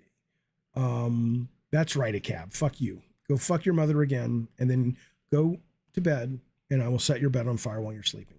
You will fuck off. Yeah, Mark Arnold, yeah. I mean, I got to tell you, I don't understand that. Mark Arnold says they clearly thought PSVR was successful enough to dump billions into R&D for PSVR 2. I don't know what that was, right? I cannot imagine, unless they were just like, we're in this for the long haul. This is going to be the future. It's not the future yet. We have to hang in there. Okay. That's potentially probably smart business work. Jake Z says you keep saying VR. Okay, I will ask you. Jake Z says you keep saying VR doesn't push the medium forward, but you don't play any interesting non-AAA VR games. Name 3 VR games that you feel push the game's medium forward, that I could not have a similar or identical other than the perception of spatial existence on a flat screen. I played Astrobot Rescue, or whatever the fuck it was called, in VR, and it was a revelation for about an hour. But ultimately, when you really think about it, what was revelatory about that game was cool, but it's not enough to be worth it, which was, it was the first platform game where I had to look around and go under and look up to figure out how to solve the level. I'd never done that before until I played a platformer in VR. That was cool. But, you know, it wasn't so cool that I'm like, I must do this all the time. I'm like, all right, I got it. I appreciated it. I'm moved on with my life. Why the fuck is there still a wire, says RPG? Well, because otherwise the cost would be astronomical, because their power is coming from the PS5. It's powered by the PlayStation 5. I loved Beat Saber. Beat Saber's great. Nothing wrong with Beat Saber, but don't tell me that that's some kind of, you know, gameplay never seen before. I could have played Beat Saber on the Wii. The only difference between Beat Saber in VR and Beat Saber on the Wii or with a peripheral is I'm surrounded by it. Vader Immortal was fine. It was kind of boring. But it was cool at first, and then, you know, I don't know if I agree, Jeeves. Jeeves says they can, well, yes, they can enhance an experience, sure. But clearly that's not enough. Okay, but see, I don't agree with that, Mark. Mark says that's a loaded question, Jaffe, because the immersion factor is the revelatory component. Half-Life Alyx is an amazing VR game by most standards, but a very average shooter outside of VR. Right. And what I'm saying is that the immersion factor is revelatory, but it wears off, and because it doesn't really make the experience meaningfully different and better and more compelling enough to merit the pain in the ass that comes with VR. If I could load up my PlayStation 9 and it just, I'm trying to think of the movie where it was just like, it might have been that Black Mirror episode where it just kind of like was like, bloop, and I was in the game, cool. But it's about getting the headset. Is it charged? Are the controllers charged? Is there enough light? You Yes, it wears off for me, server error. It wears off for me, and it wears off for a number of people who over 60% after half a year don't touch their machine anymore. I'm not saying it's bad if it wears off for you. And by the way, Masochista talking about VR porn. VR porn is awesome. It is awesome. It is insanely cool. And the coolest part, which I didn't even know about until we did a stream about this recently, was that you can go into cam girl rooms, and they're broadcasting in VR or 360 or whatever it is. And it is uncanny. You're like sitting there looking and they're just like right up on you. And you're like, what the fuck? What the fuck is happening? It's amazing. It's amazing. I'm with you. I'm with you. But yeah, I mean, look, I played Oculus Rift. I went out to Orange County where the offices were before Meta bought them. Jason Rubin had just started working there. My attorney was the attorney for Oculus. And I said, yeah. He says, have you played Hawken yet? And I said, no, I keep seeing it at trade shows, but the lines are too long. He says, oh, they have it in here. I'm like, okay. I sit down. I put the headset on and I was, oh my fucking God. And then he says, stand up. I stood up and it didn't drift. It stood up with me. And then I turned around and there was a whole section of the mech modeled out behind me. I had never felt anything more immersive in my life. I am not shitting on VR. I'm saying that after the immersion wears off, which for me it does, and a lot of other people it does, what do you want from me? I mean, you know, that's the way it is. If it's not that way for you, though, that's great. Fantastic. A lot of people still like to go see 3D movies. I don't. I'd rather see a wonderful movie with a great story on a small black and white fuzzy TV than watch a 3-hour epic that's boring as fuck that's on IMAX and 3D. I saw fucking Star Wars Force Awakens and the chairs that move and the water and all that. In the first 10 minutes, we were having a great time. And then ultimately, it's like, all right, it's the movie. The movie works or it doesn't work. Fellas, that has been Gabbin' and Games. For the 6th of March, we're roaring into the spring, you old so-and-sos. Baseball's coming. I don't know what else is coming in the spring. A lot of things are coming in the spring. Point is, though, including your mom.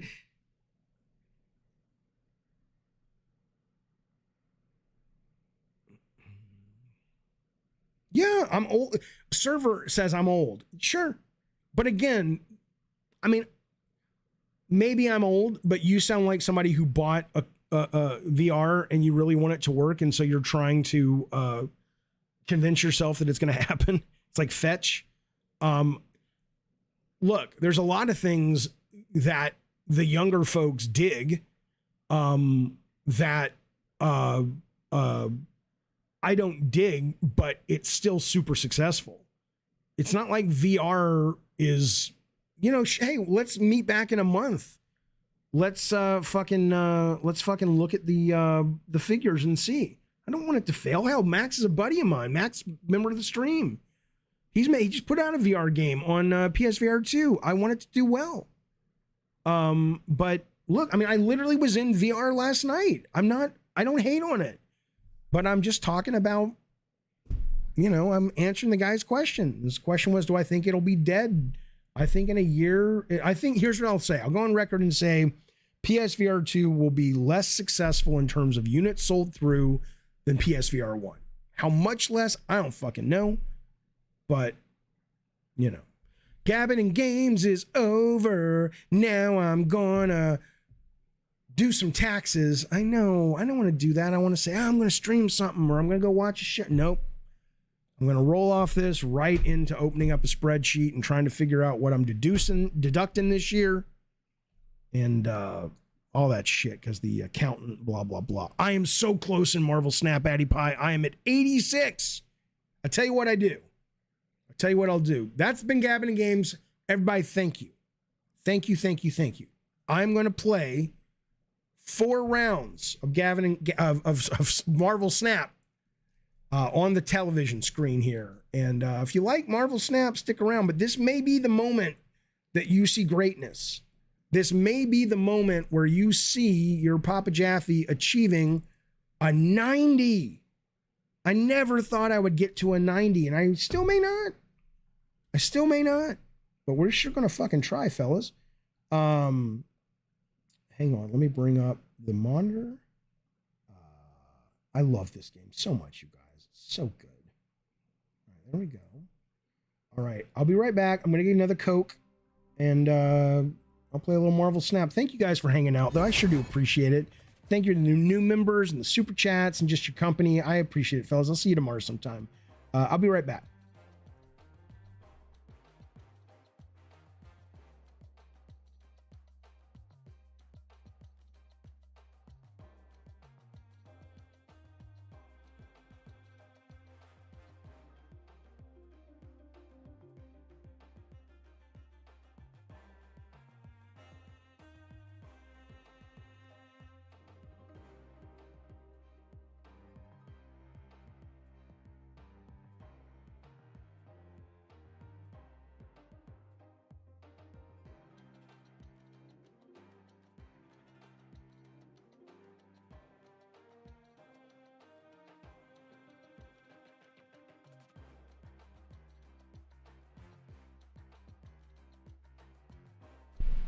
Okay.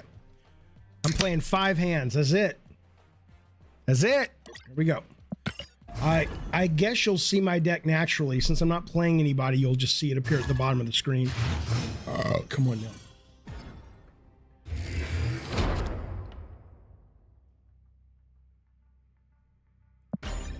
That song, though, at the beginning of Marvel Snap, it's exactly like the fucking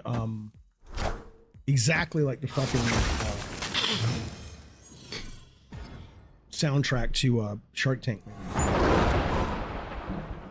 80 Right time on blindness. time. Fuck you, Rob.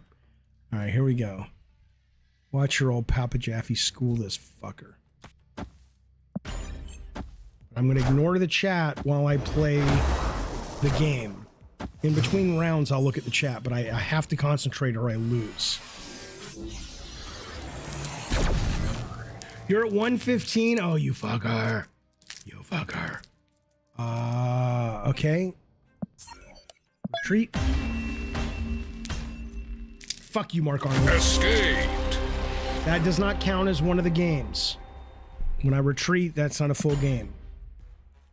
All right, here we go. Come on, Jaffe. Rob knows why I retreated. I'm not going to tell anybody else.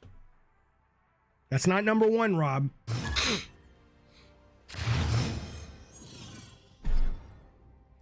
Tony, do you play it a lot?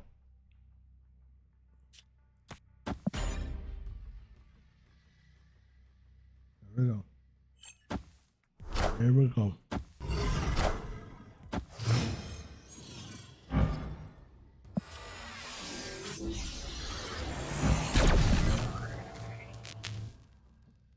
What are the odds?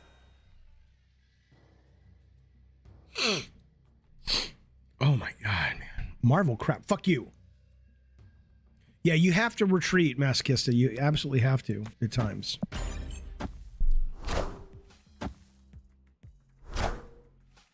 Yes, CR3D, absolutely. I've just been really busy. Absolutely, bud. We'll get to the conversation this week.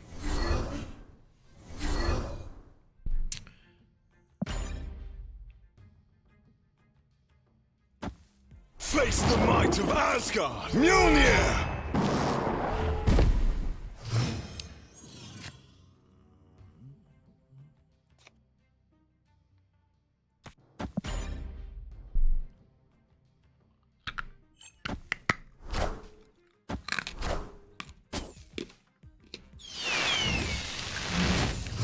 Darth Nugget, I know that reference.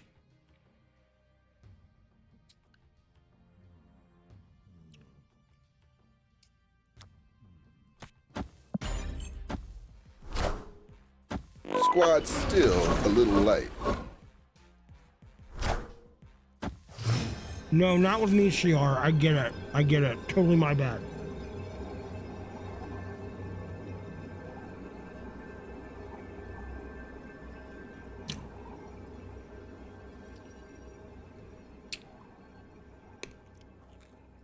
He's gonna tin that guy. But I flip first. God damn it.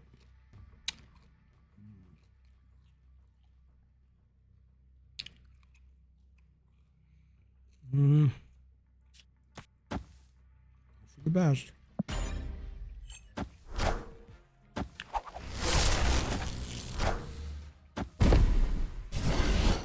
Oh my god. I won. That was surprising. Victory! How did I win that? Oh, he wasn't able to get that guy or that guy. Oh, right. Should have snapped.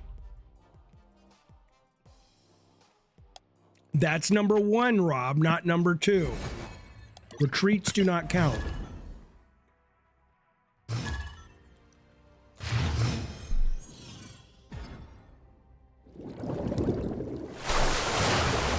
You know what the unsung hero of this game is? The audio. Not the music, although it's fine, but the sound ambiance is fantastic. I have Claw. I love Claw Masochista.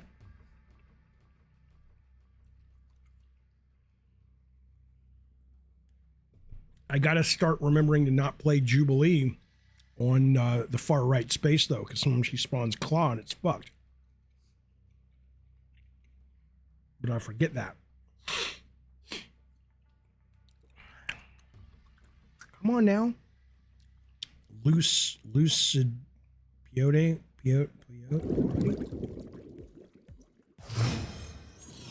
Oh, I see. Oh, I have so many cards to upgrade.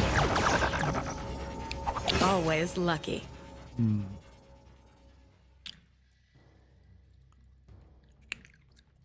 Oh, snap!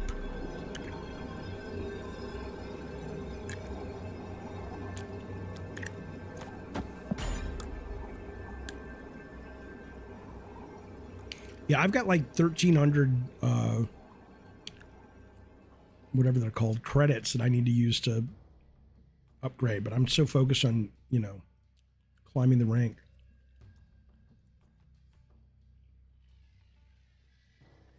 Come on, Jesus Christ, man. When you're playing with chopsticks, let's go. And it's not racist. I'm assuming he's American playing with chopsticks, meaning slow.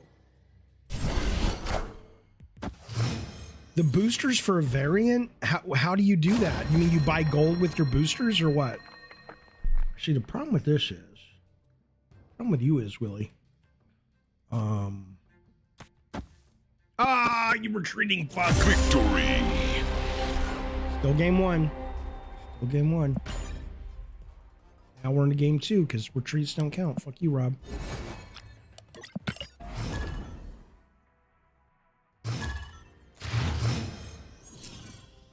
That guy spent like 20 bucks on that. I love it, but I ain't spending 20 bucks for a fucking avatar.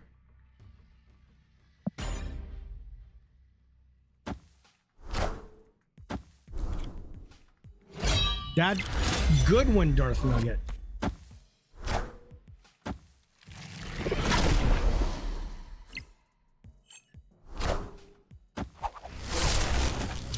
Just need to get Sunspot. Where's Sunspot? Oh, and so you get a card that you like. I get it. I get you, Rob.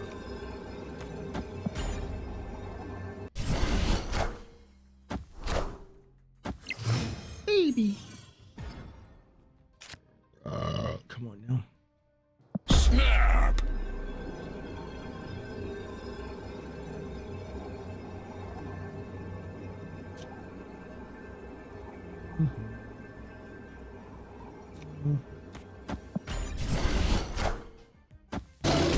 $20 at Taco Bell.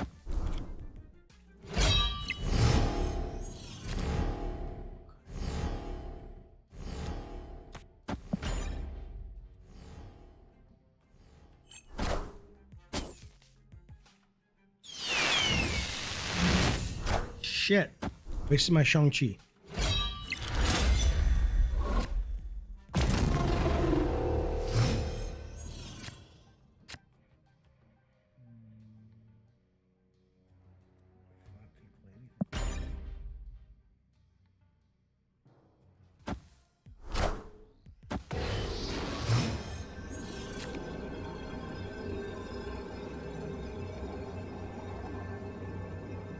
This sucks.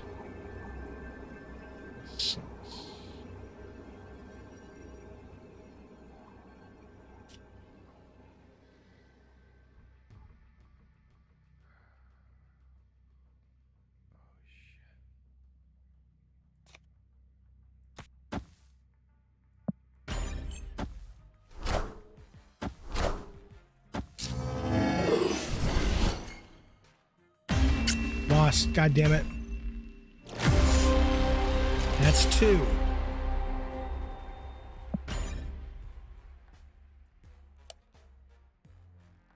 I love Taco Bell. I mean, I don't eat any meat there,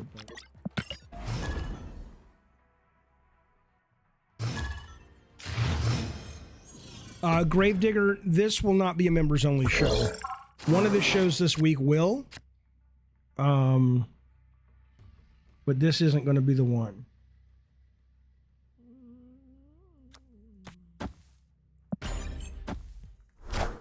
It's not awful to me. I like it. What do you want from me? Always lucky. But again, I like the Olive Garden. People are like, that's not real Italian food. I don't care. It's good.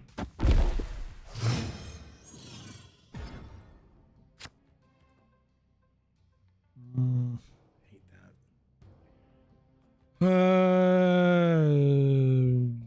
Sure.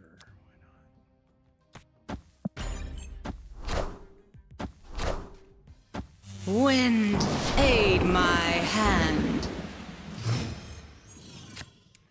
Well, that's going to be Trixie. Come on, Jeffy. What are you going to do today?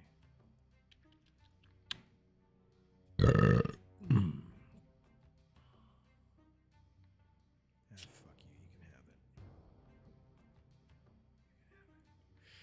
I hate giving that up, though. Ooh, I don't have to.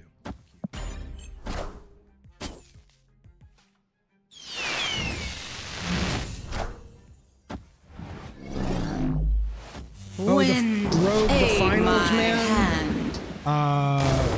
I'm excited for the oh my god, what an idiot. I'm excited for the finals. I hope I get into the beta, but I probably won't.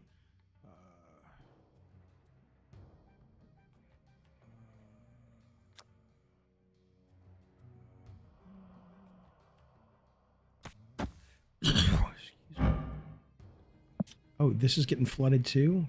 Fuck. All right, well, we know we're getting a 12 here. Okay, well, I can go 2, 4, 6, 8. I can do this.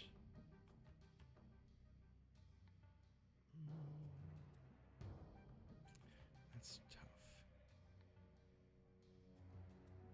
Guaranteed 12 or an 11. Fuck, give me the 12. Oh, shit. All systems go. That was good. You're fucked, though. Don't retreat. Go ahead and retreat, because you know you need to. Unless you've got a... Now, if you've got a claw, we're fucked, but not really. Watch this. I bet we're going to see a 20... No. We're going to see... Who are we going to see? It's either going to be Shang-Chi or Claw. Or I cannot do that. And I've already won. Maybe. If it's Shang-Chi, I'm fucked. So, let's win here. Oh, it might be Claw, though. Fuck it. Let's...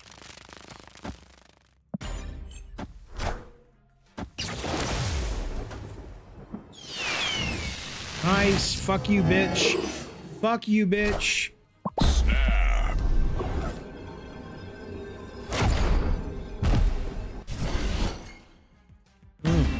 Game 3. Victory. The Uno card, right. Am I doing another game night this weekend? Probably not. We'll probably do a pot and popcorn this weekend. But that's members only. So if you're considering a membership, Cabin and Games, it's only $4.99. Come on now. We watch 2 cheesy movies, eat popcorn, and get a lot of pot in our gullets, or I don't know, somewhere in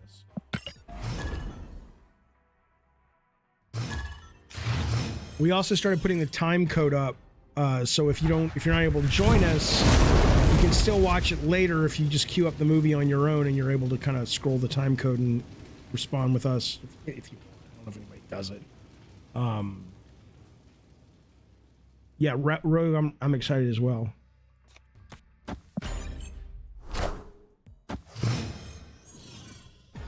You watch stream for free because you have. What did I lose? What Right card? on time. I wasn't even watching. What card did I lose?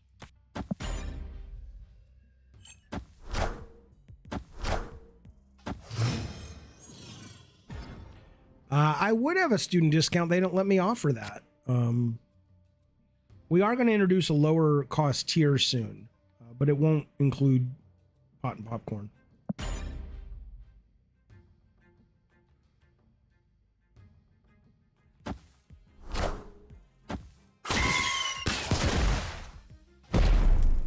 Enough said, bub.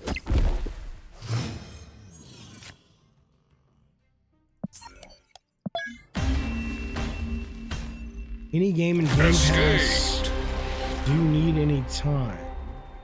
What does that mean? What that means?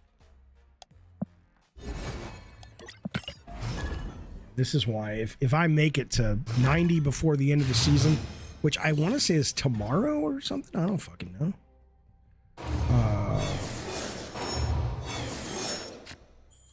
You can gift memberships, Jeeve, but unfortunately YouTube has this crazy thing where it's like, if you gift a membership, you can't say, I want to give a membership to Josh. It's just random. It's anybody who's opted in and said, I will accept them. It's so stupid. Oh shit, the new season's 3 hours from now. I'm so fucked. What are the odds? Oh shit, I didn't mean to put a card there. Jeffy, you fucking idiot. Well, I'll probably retreat anyway, though. Cooper says it's at 7.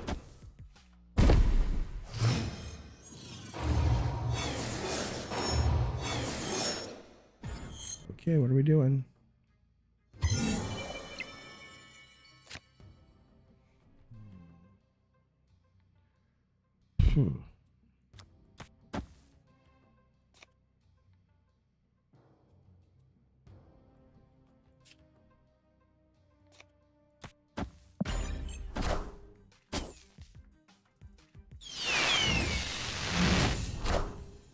Oh, snap.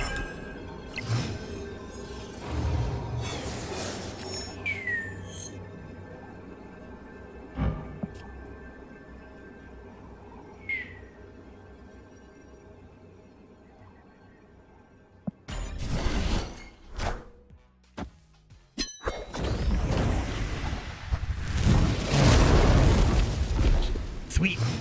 Thanks, pal.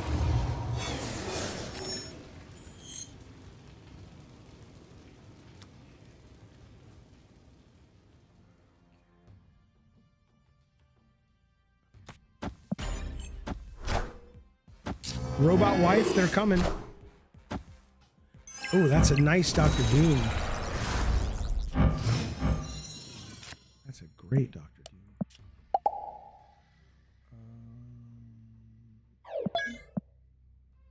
Who have we not seen? Opponent snap. We've not seen Spider-Woman. We've not seen... No, we've seen Hulk.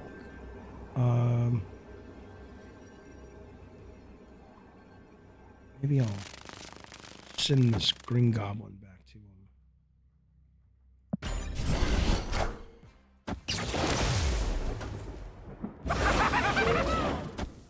Suck it, bitch.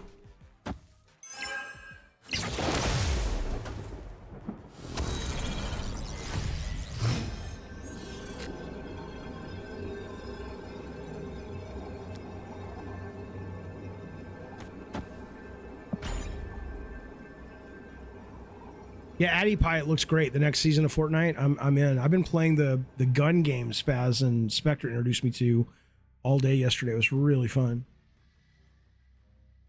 This guy's gonna retreat. Joshua, not really. I kind of figure my stream is the book. One day when AI gets sophisticated enough, people can just do a search. I'm not really interested in the new Mandalorian. I don't know. A lot of those shows that I know are great. Hang on, boys. Okay. Hang in there. Got him. Yeah, I got one more game. This is my last game. Mandalorian, and even Last of Us. I don't know why. I don't know. Did they announce it, Rob? I know they leaked that they might have a first-person mode in the new one, and I don't even know if it's a mode versus a toggle. I hope it's a toggle. Yeah, Twisted God. That's pretty good. I like that. And I really like The Mandalorian, but there's something going on in my brain where I'm just kind of like, I'm good. Like it's I think what it is, here's what it is. Most nights, me, my kids, and my ex come together and we watch shows. And they're not really into that stuff, so we've been watching stuff that we're all into. Like we watch a lot of The Good Doctor or Shrinking or whatever. And I don't have any time, and so here's what I'd say. I like the shows, but I don't like The Mandalorian or The Last of Us or whatever to make the time for them. Because I'd rather be playing games or doing the stream or doing something else. Right on time.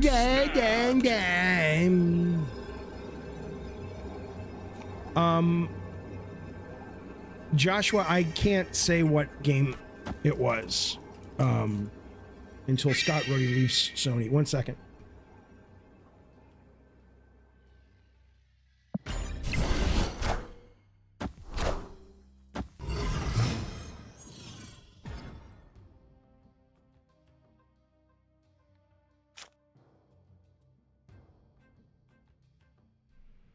Okay, what are we doing?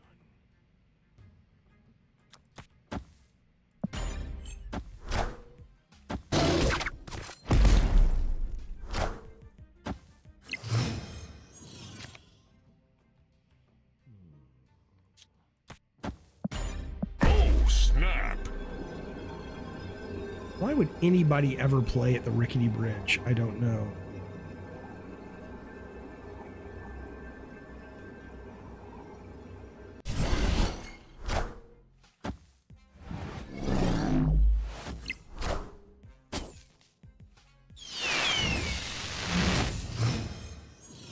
Damn it, Jeffy.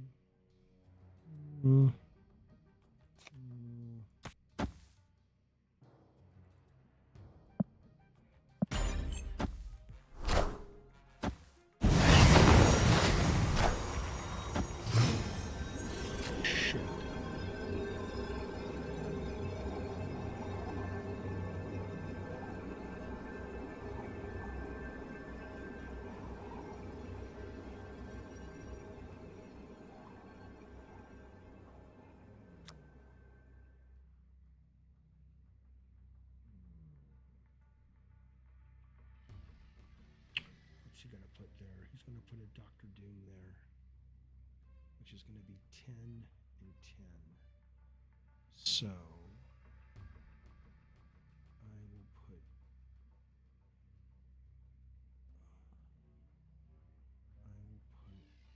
this will be 5 and 6. Now I won't be able to win it with that. Can I win it here? 5. Shit, I mean, not mathematically. If he plays Doom, I don't know if I can win.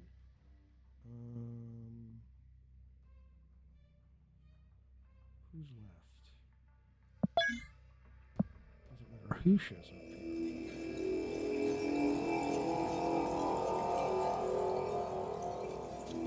Hope for the best.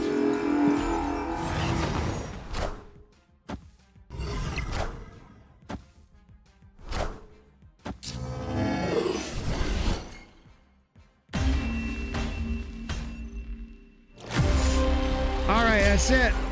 I'm out. Be well, be safe. Thanks for hanging out with me. I'll see you guys YouTube Premium cost you less than a sub?